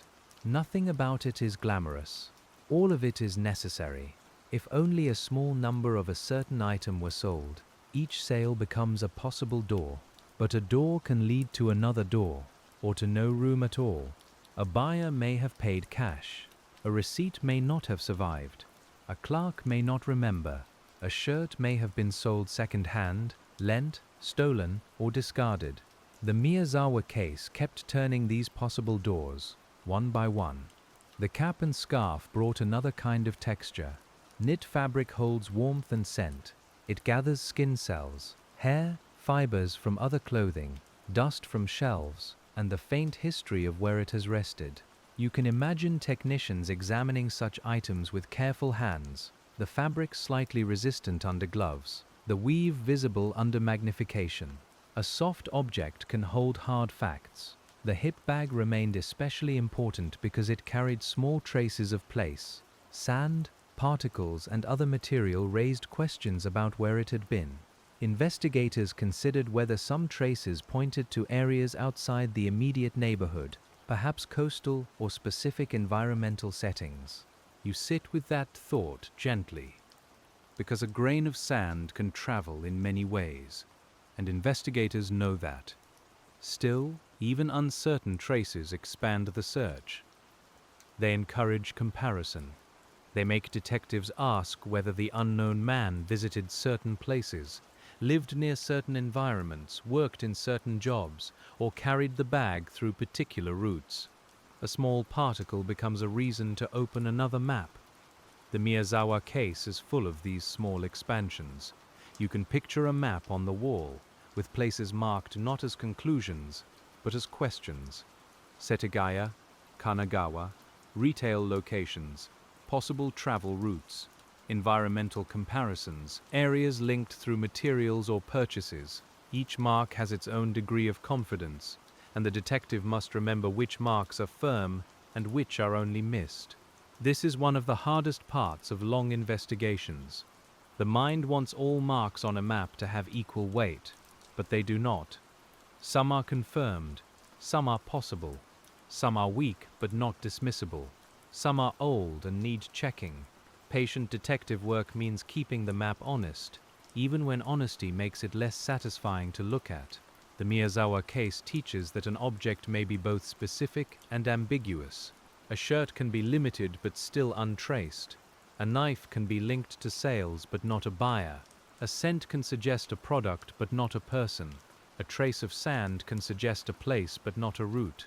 The specificity draws you forward. The ambiguity slows you down. And slowing down is not failure. It is the only way to avoid losing the truth among attractive possibilities. You place the object back in its evidence photograph. You note what is known. You note what is not known. You let the item remain useful, without forcing it to become decisive before its time. From these belongings, the investigation naturally widened toward stores, manufacturers, and the ordinary commercial systems through which anonymous people leave faint records. To follow the Miyazawa case through retail trails is to enter a quieter Japan of receipts, shop counters, stock lists, and memory. You can imagine a detective stepping into a store with a photograph, not knowing whether the person behind the counter will recognize anything. The door opens with a small chime. Warm air meets cold air. A polite greeting is exchanged. Then the old question begins again. Investigators traced items believed to have been purchased before the crime, including a knife connected to stores in Kanagawa. That path required checking sales, distribution, dates, and the practical realities of commerce. A product may be sold in many places. A particular purchase may leave no name. Cash can turn a potentially clear trail into a blank space. You can feel how investigators would have worked through that blankness. Which stores carried the item? When was it sold? Were there records? Were there security cameras? Did staff remember a young man, a hurried customer, a person buying something unusual? Each question narrows only if the answer holds. Many answers, after time passes, become uncertain. Retail interviews also depend on the kindness and patience of ordinary workers. A clerk may be asked to remember a face from weeks earlier. A manager may search records during a busy season. A company may provide distribution information. None of these people entered the story by choice. and yet their cooperation can become part of the investigative chain. The Miyazawa case likely sent detectives into many such practical conversations. There is a calm rhythm to them. Introduce yourself, explain the request, show the photograph, listen, document, thank, move on. The voice stays even. The notebook opens and closes. Outside, the city continues buying bread, gloves, train tickets, stationery, and year-end gifts. This ordinariness matters because cases are often solved through ordinary systems. A purchase, a record, a warranty card, a delivery route, a school list, a clinic visit. Investigators learn to respect mundane paperwork because it may hold the one connection that dramatic evidence does not.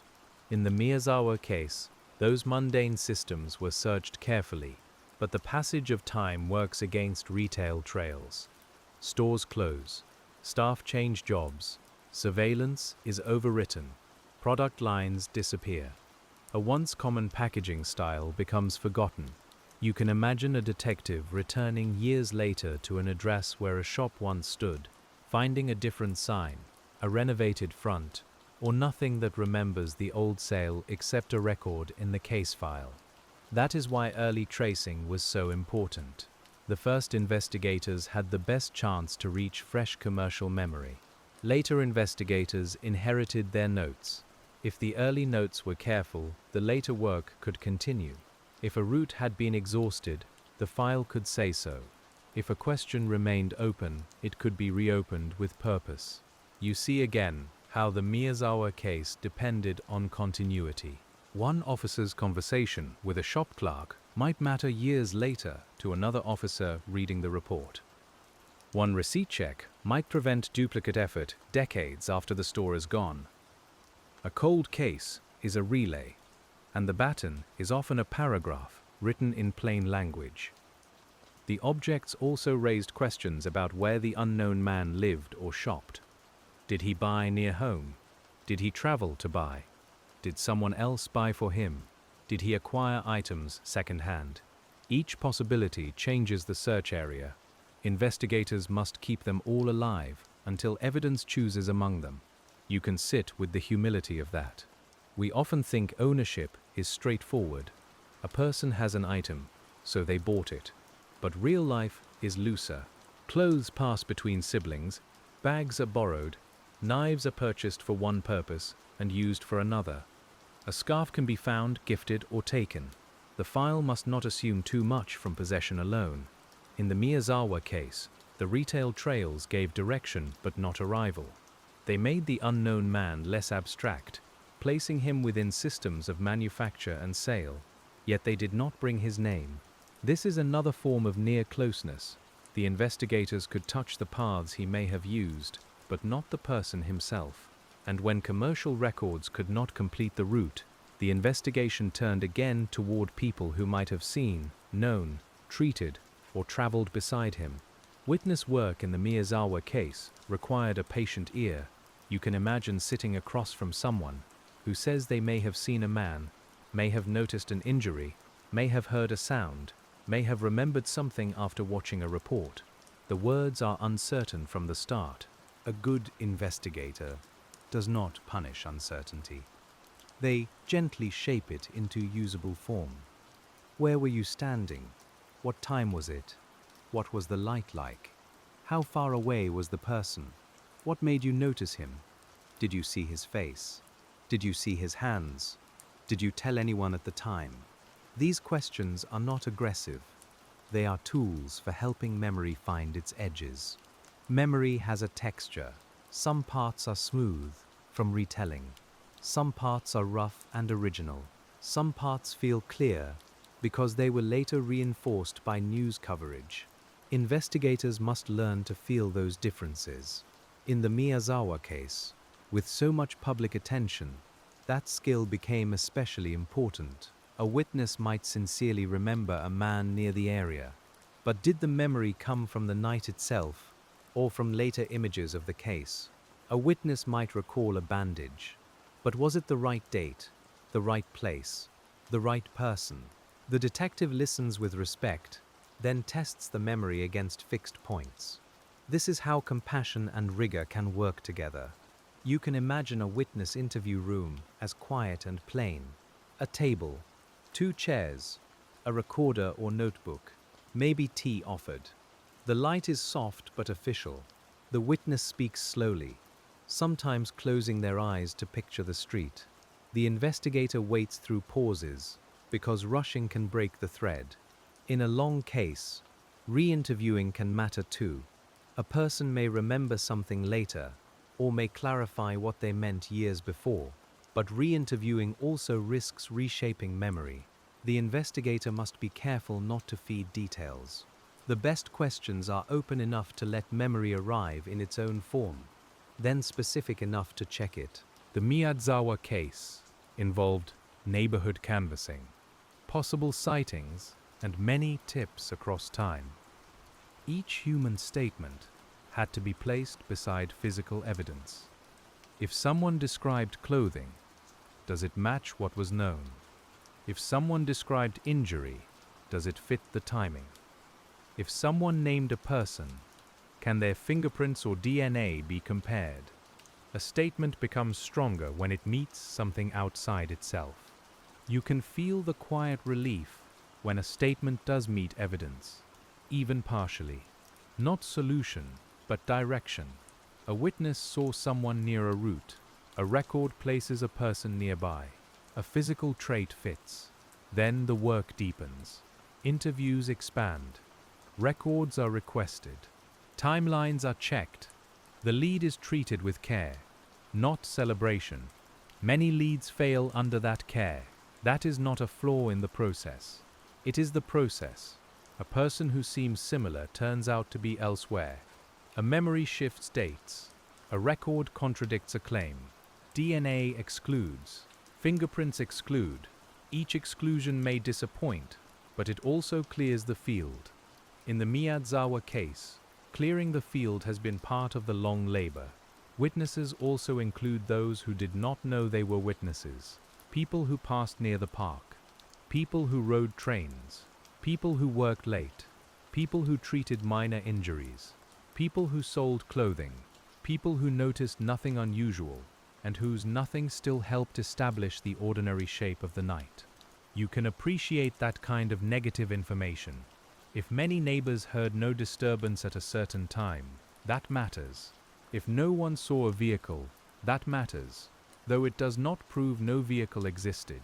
If clinics reported no matching patient, that matters, though it does not prove no injury was treated. The file is built from presence and absence together. The Miyazawa case asks for this subtle listening. Not every witness brings a clear memory. Not every absence means impossibility. Investigators must weigh probability, not certainty, until certainty appears. That patient weighing can last for years, and sometimes for a lifetime. And beyond witnesses who spoke to police, there remained the larger silence of anyone who may have known the unknown man and never came forward. That larger silence sits heavily in the Miyazawa case, though we approach it quietly. If the unknown man had family, friends, co-workers, classmates, neighbors, or acquaintances, then someone may have noticed something, an injury, a missing garment, a strange mood, an absence from a gathering, a sudden departure, or perhaps nothing at all, which is its own kind of mystery. You can imagine investigators considering these possibilities not as accusations, but as pathways. A young man does not usually exist outside all social connection, though some people live very isolated lives. If he was connected, where did those connections fail to recognize him? If he was isolated, what brought him into contact with the Miyazawa home? Each answer would change the case. People around a suspect may remain silent for many reasons: fear, loyalty, uncertainty, shame, disbelief, lack of awareness. They may not know the evidence well enough to connect their memory. They may think their suspicion is too small. They may have spoken privately and never publicly. The investigator cannot know the reason for silence without first breaking it. Public appeals, often try to make that break easier. They show items, they describe traits, they remind people that even a small detail can be useful. They may speak to those who have carried doubt for years. In the Miyazawa case, that invitation has had to remain open across a very long span of time. You can imagine someone older now, remembering a person from the winter of 2000. Maybe the memory has no sharp edges, only a feeling, a bandaged hand, a hurried explanation, clothing that was gone, a conversation that ended too quickly. Such memories can feel unworthy of reporting because they lack certainty, yet uncertainty can still be tested. The burden of coming forward after many years is real. A person may wonder why they did not speak sooner. They may fear being judged. They may fear harming someone innocent. Good investigators understand this. They do not need a caller to have been perfect in the past. They need the information now, if it can help. The Miyazawa case has lasted long enough for relationships to change. Parents may have passed away. Friend groups may have scattered. Former classmates may live in other countries. A person who once felt unable to speak may feel able later. Time can close doors, but it can also unlock certain rooms of memory. This is why the file must remain accessible, not open to curiosity, but open to meaningful contact. A cold case unit needs a place for the late memory, the delayed confession, the inherited suspicion, the old object found in storage. The Miyazawa case, still known and still active in public appeals, preserves that possibility. You can feel how different this is from the first urgent days. At the beginning, investigators chase freshness. Later, they wait for emergence. A memory emerges. A technology emerges. A name emerges from a database. The posture changes from pursuit to readiness, but the dedication remains. Silence can also be geographic. If the unknown man left Japan, then the people who might recognize him may have lived outside the reach of Japanese language appeals. Investigators considered international possibilities, and that widens the field enormously. A clue that seems clear in one country may become faint across borders, languages, laws, and record systems.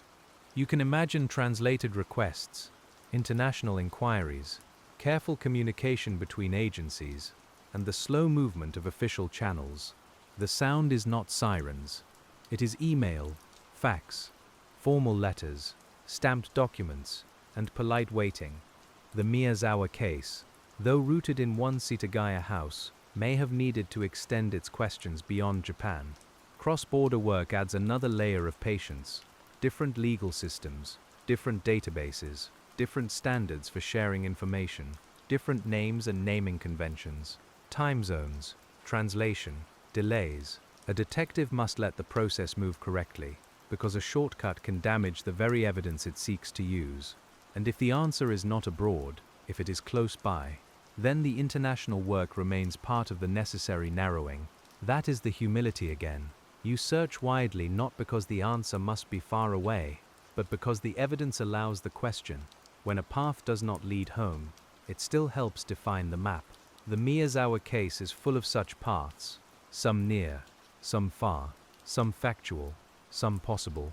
Each path required someone to walk it calmly. As the years passed, technology changed, not only forensic testing, but also the way the public encountered the Miyazawa case. You can imagine the shift from newspaper clippings and television broadcasts to online articles, archived images, forums, databases, and digital maps. The case moved into new rooms without leaving the old ones. This change helped keep the case visible. A person far from Setagaya could read about the clothing, the DNA, the fingerprints, and the house near the park. Images could be shared widely. Annual appeals could be found years later. The internet gave the case a longer public echo than earlier media alone might have allowed. But digital attention has its own risks. Speculation travels quickly. Details can be distorted, simplified, mistranslated, or repeated without context.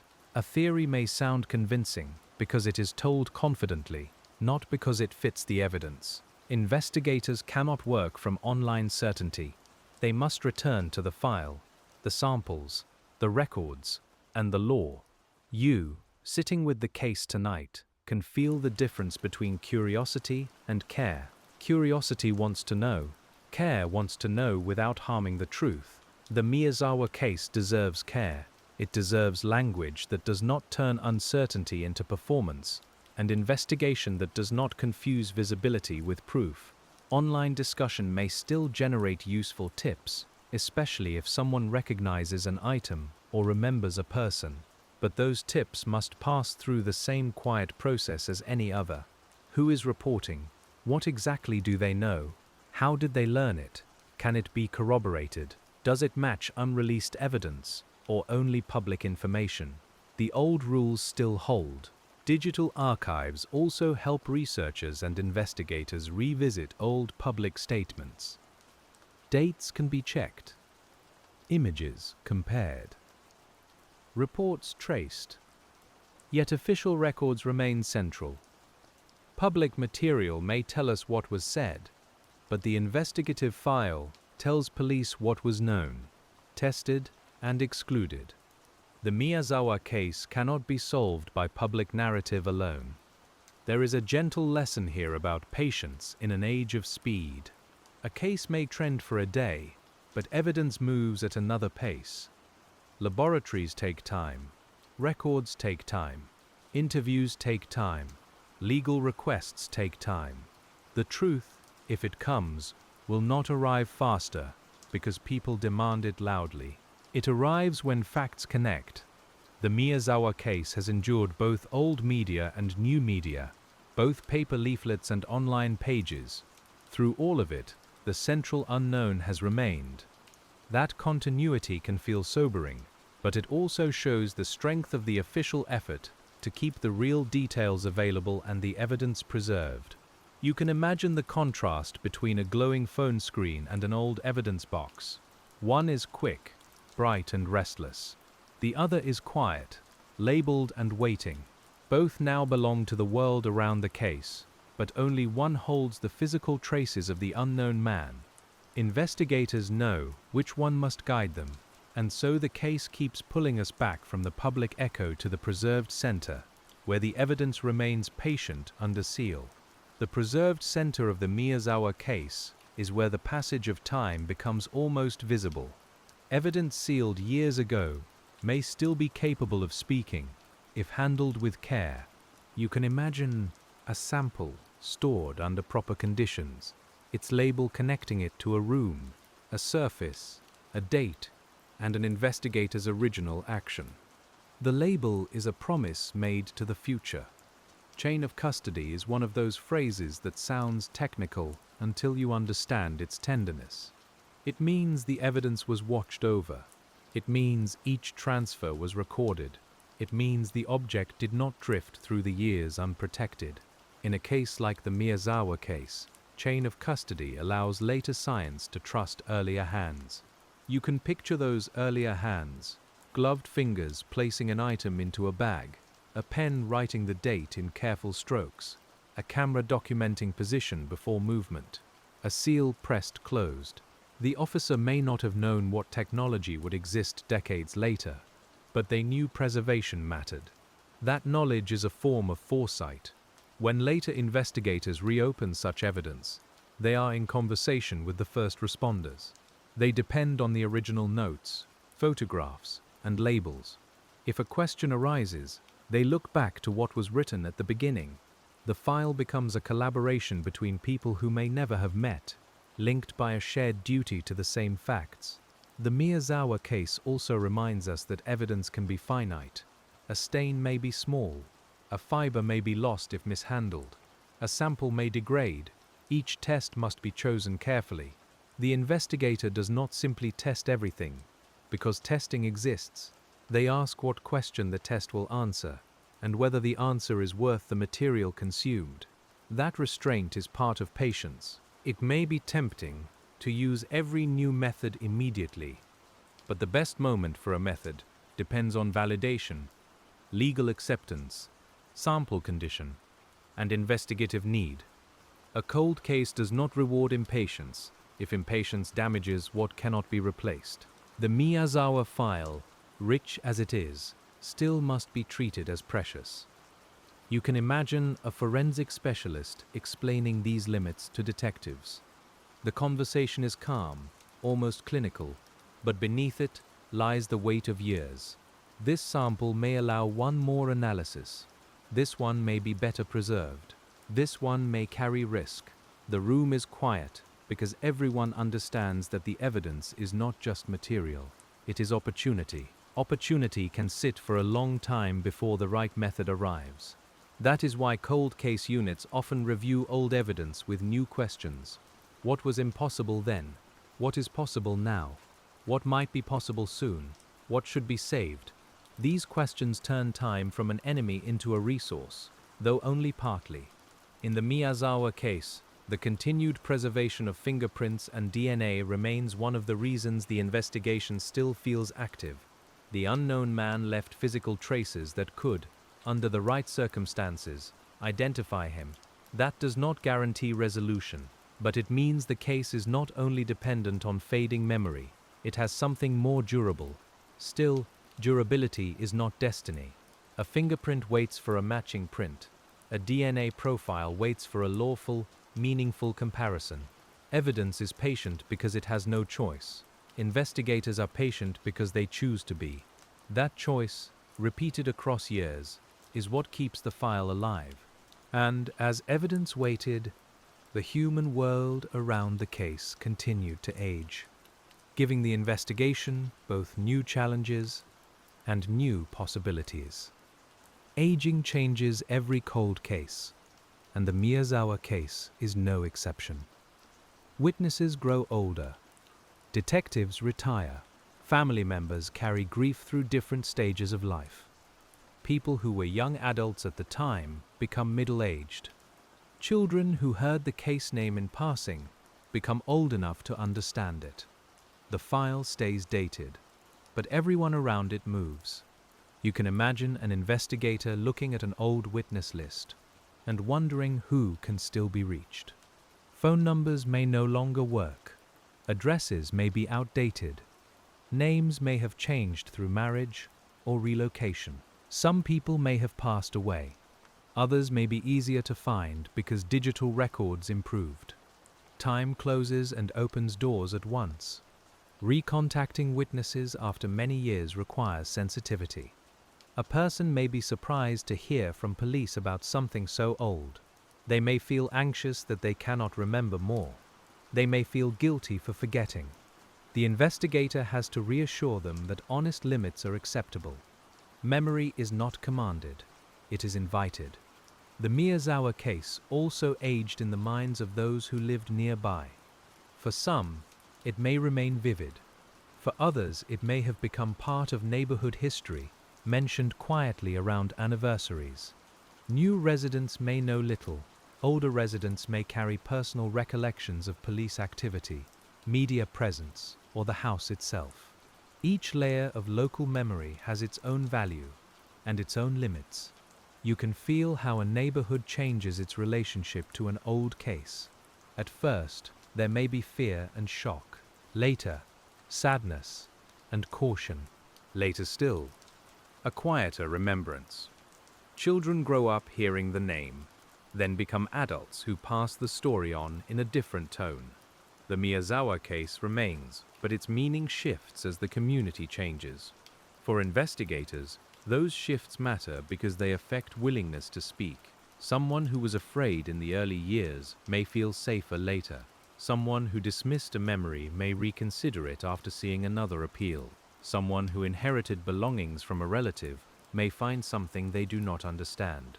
Old cases sometimes move through inheritance as much as investigation. You can imagine a box in a closet, opened after a move or a death. Papers, clothes, photographs, small personal items. Most boxes contain nothing relevant to any public case, but investigators must remain open to the possibility that one box, somewhere, holds a connection. This is not fantasy. It is one of the ways time sometimes reveals what the present concealed. The unknown man, if alive, aged too. His body changed, his relationships changed, his memory of the event, whatever form it takes, changed with time. If he spoke to anyone, that person aged with the knowledge. If he remained silent, the silence aged inside him.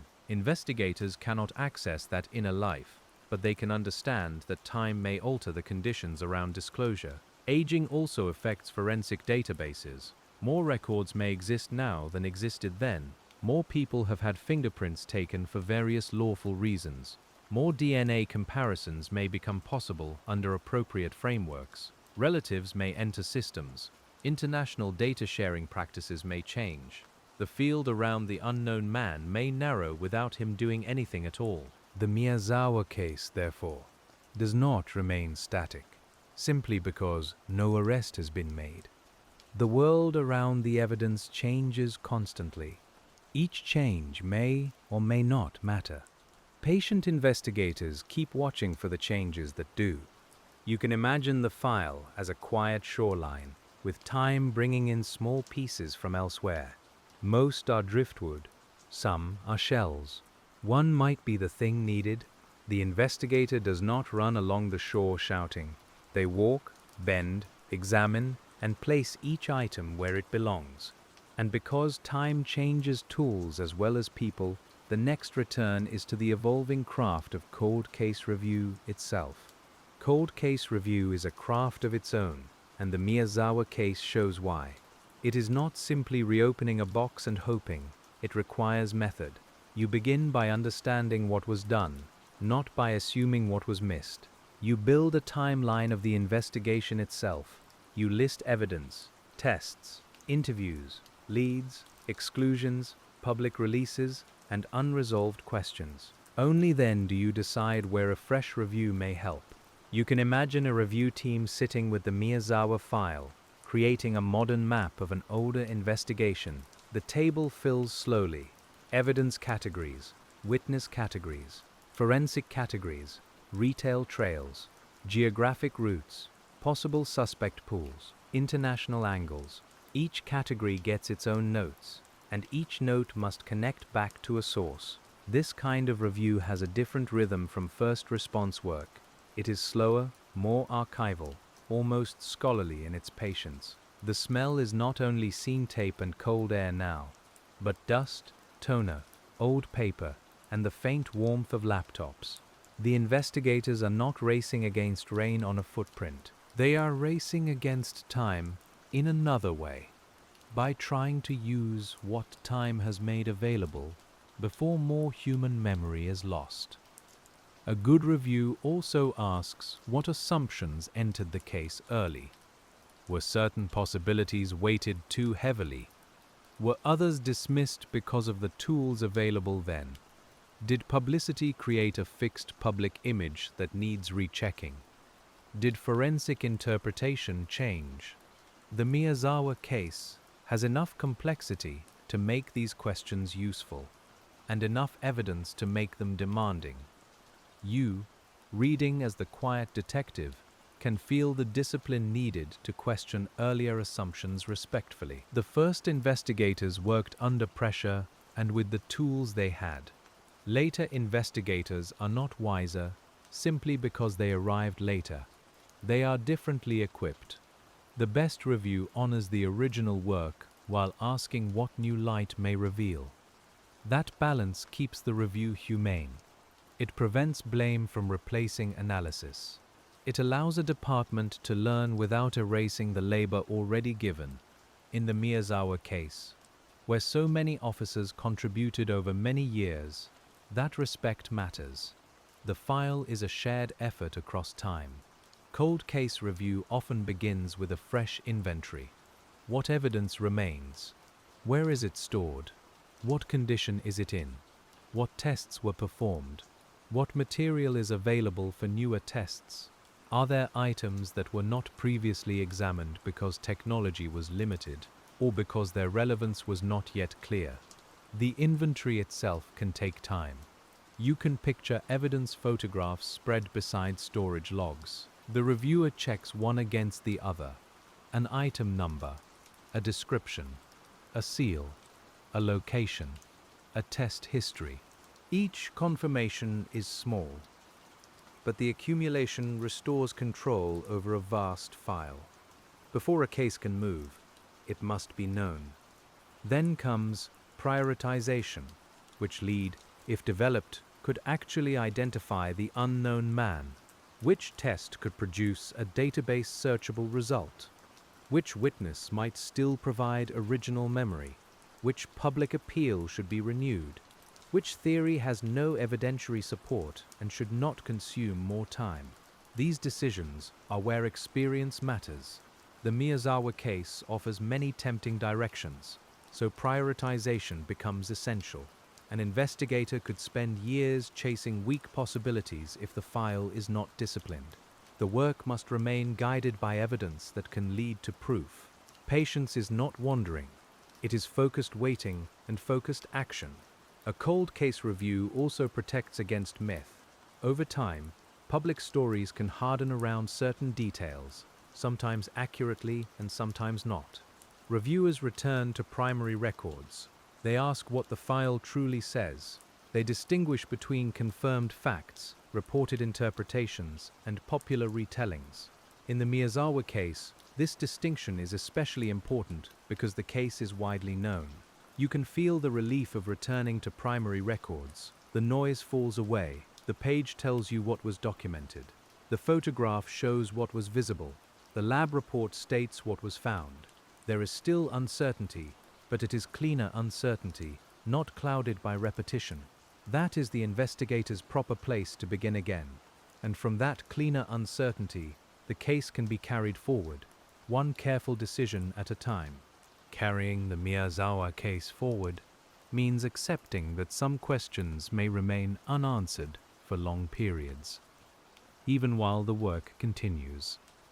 You can think of the file as a lamp left on in a quiet room. It does not brighten the whole city, but it keeps one table ready. Evidence lies within reach. Notes are legible. The next person can sit down and continue. This continuity depends on institutions, but also on individuals. Someone must care enough to request a review. Someone must remember the anniversary appeal. Someone must protect a sample budget. Someone must answer a tip with patience, even after years of false starts.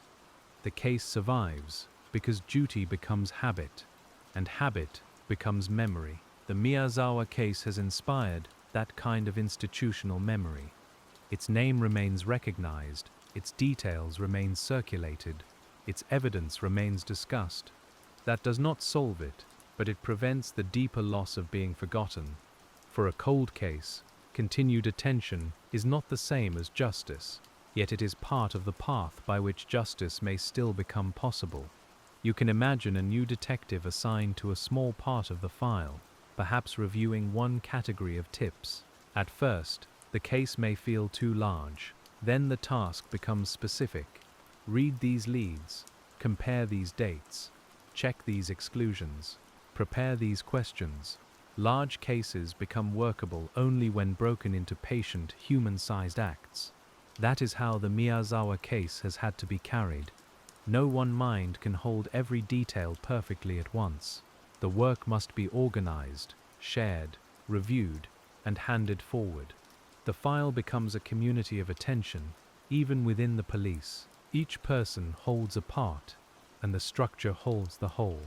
The family and public hold another part. Their remembrance keeps the case morally present. Their willingness to speak, appear, appeal, or simply keep the name alive gives the investigation a human horizon. Detectives are not working toward an abstract solved status. They are working toward an answer that belongs to real people. You can feel this most strongly around the New Year period. The rest of the city turns toward renewal, and the case turns toward remembrance. That contrast has repeated many times. It has not become easy, but it has become part of the rhythm by which the Miyazawa case remains visible. Rhythm matters in long work. annual appeals, periodic reviews, forensic updates, evidence checks, public reminders. These rhythms keep a file from sinking beneath newer demands. Police departments always face new cases, new emergencies, new responsibilities. A cold case needs scheduled attention, or it can be buried by the urgency of the present. The Miyazawa case, because of its seriousness and evidence, has continued to receive that attention. You can imagine the calendar reminder, the meeting request, the media inquiry, the internal note.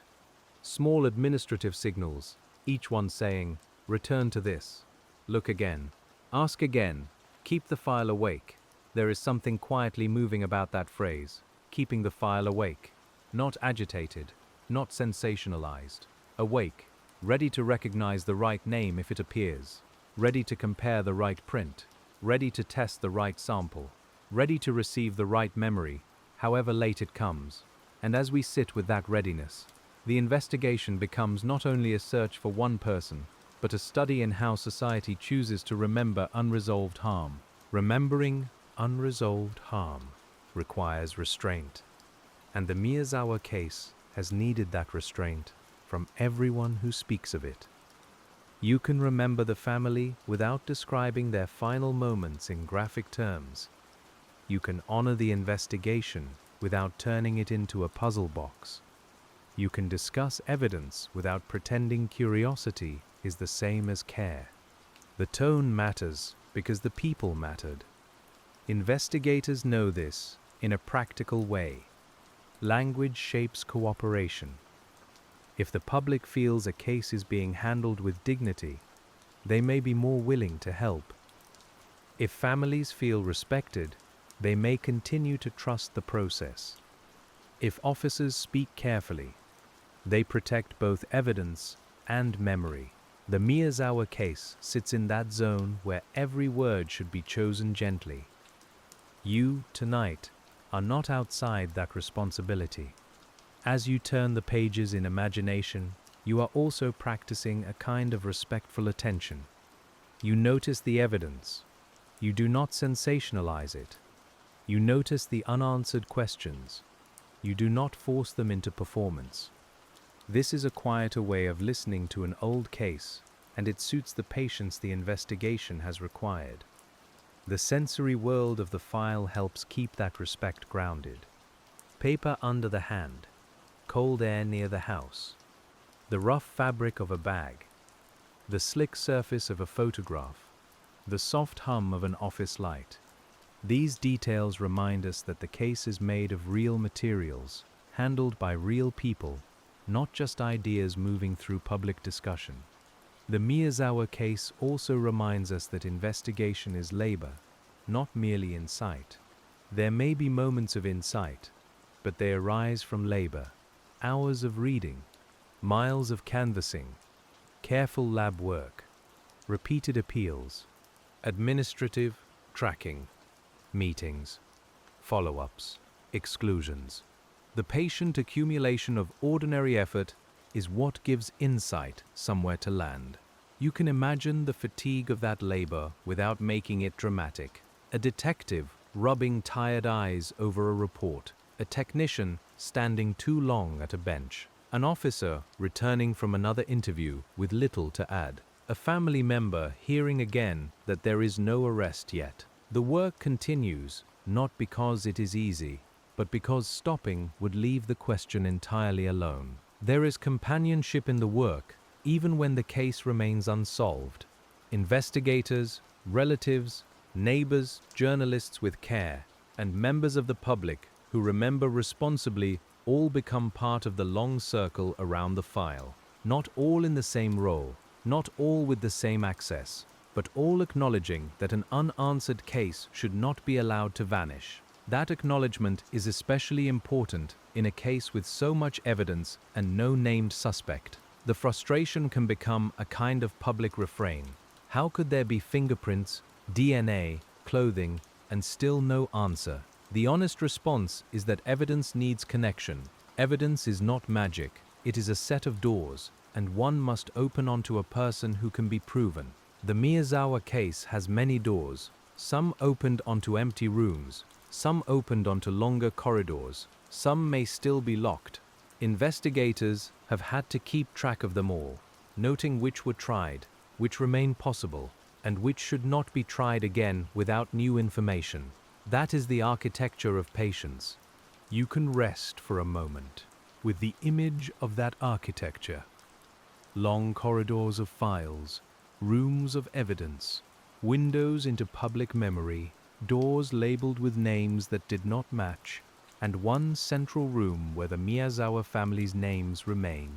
The investigators move quietly through it, carrying lamps rather than torches. And in that lamplit architecture, one of the most persistent rooms is the room of motive, still not fully furnished by fact. Motive in the Miyazawa case has remained uncertain, and that uncertainty touches nearly every other question.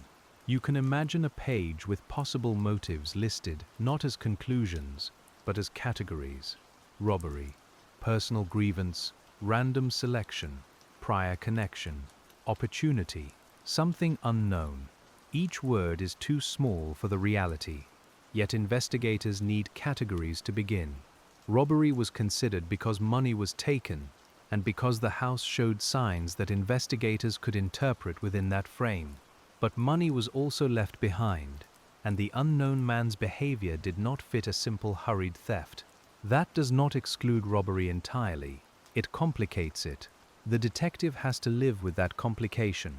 A personal motive would require some connection, even if slight, between the unknown man and the family.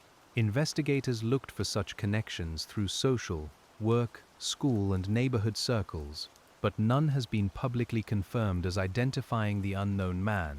Without a connection, a personal motive remains possible, but unsupported in the way families and investigators would need it to be. A random or opportunistic motive carries its own difficulty. If the house was selected by chance, then the unknown man might not appear in the family's social map at all. The search becomes broader, more geographic, more behavioral. But chance selection also raises questions about the entry route, the timing, and the actions after entry. Again, the case resists a neat box. You can feel why motive is both necessary and dangerous. It helps organize an investigation, but if chosen too early, it can distort the evidence. A detective who believes too strongly in one motive may overlook facts that point elsewhere. The Miyazawa case has needed investigators to keep several possibilities open without letting the file dissolve into anything goes. That is not easy. Human minds prefer stories. Motive is the part of the story that tells us why. Without it, the facts can feel suspended. But detective work cannot invent the why to soothe discomfort. It must let the why remain blank until evidence fills it. In this case, the blank has lasted a long time. The unknown man's time in the house complicates motive especially. Staying after the crime, using the computer, consuming food, and leaving belongings all invite interpretation. Was he searching for something? Was he injured and unable to leave quickly? Was he indifferent to risk? Was he disorganized? Was he confident no one would arrive? The file can ask, but not answer fully. You can imagine investigators debating these possibilities in low voices. One points to the physical scene, another points to the timeline, another reminds the room what is not proven. The best conversations in a case like this are not loud. They are careful, because every theory must return to the evidence and submit to it. The Miyazawa case may feel especially haunting because motive remains cloudy, despite the abundance of traces. Usually, people hope evidence will explain behavior. Here, evidence shows behavior, but does not explain it. That distinction is painful, and it is central to what investigation felt like across the years. You, sitting with the motive pages, can let them remain unresolved. You do not need to choose. You can mark the possibilities and move on, the way investigators must. Sometimes progress comes not from solving the motive first, but from identifying the person, after which motive can be examined through actual life history. That is another quiet truth. The unknown man's name may be the key that makes motive visible. not the other way around. If investigators identify him, his relationships, history, mental state, movements, and circumstances may answer questions the scene alone could not. Until then, motive remains a room with outlines but no furniture, and so the work returns, again and again, to identification. The central doorway of the Miyazawa case still turns. You can feel it in every major category of evidence. Fingerprints seek a known hand.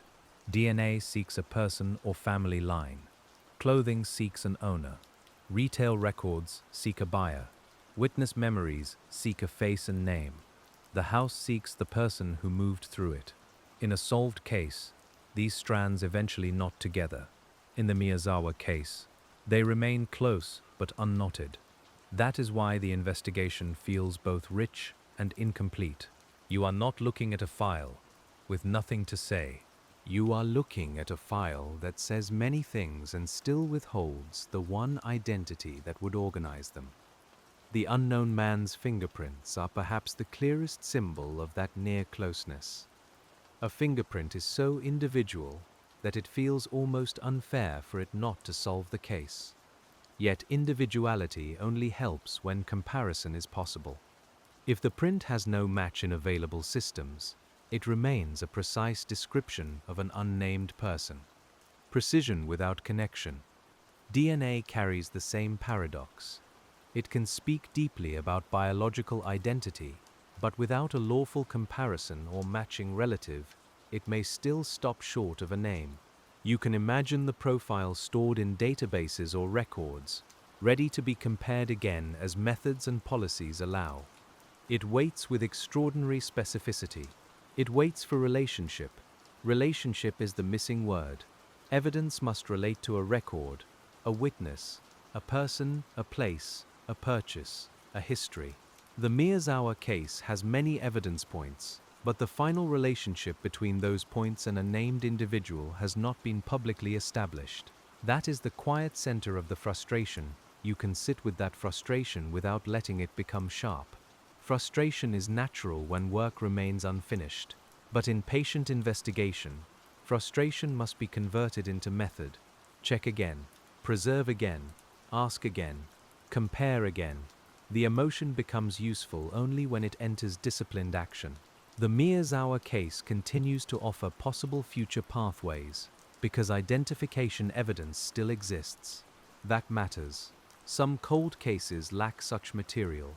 Here, the problem is not absence of trace, but absence of match. That distinction keeps hope alive in a measured way, like a low flame protected from wind.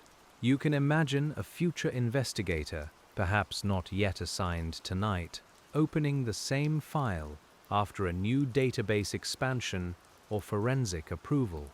The room may look different. The computer may be newer. The evidence photographs may be digital, but the question will be recognizable. Does this trace now meet a name? Until that meeting happens, the investigation remains a long practice of readiness. It does not conclude simply because time has passed. It does not become meaningless because leads failed. Each failed lead proves the standards still matter. Each preserved sample proves the future is still being considered. The Miyazawa case, at this point in our reading, feels like a quiet room full of prepared questions. Not accusations, questions. Who were you? Where did you come from? Why this house? Who noticed you afterward? What record carries your name? Which memory has not yet been spoken?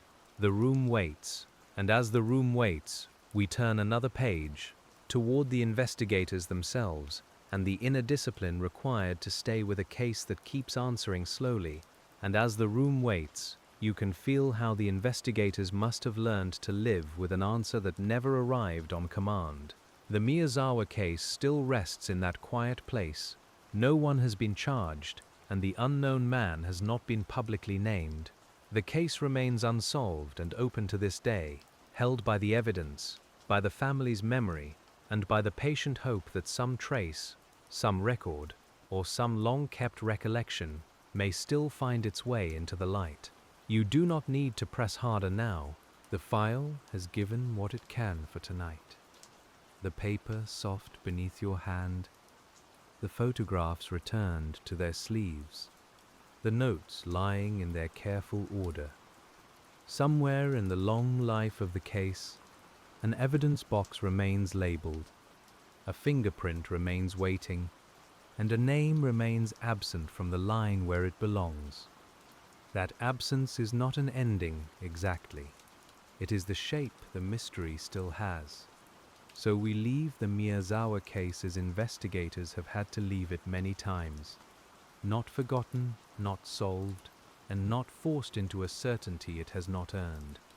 The house, the park, the winter air, the quiet desk, the old reports, all settle back into stillness. The questions remain where they are, carefully kept. And for tonight, you can let the file close softly in your mind.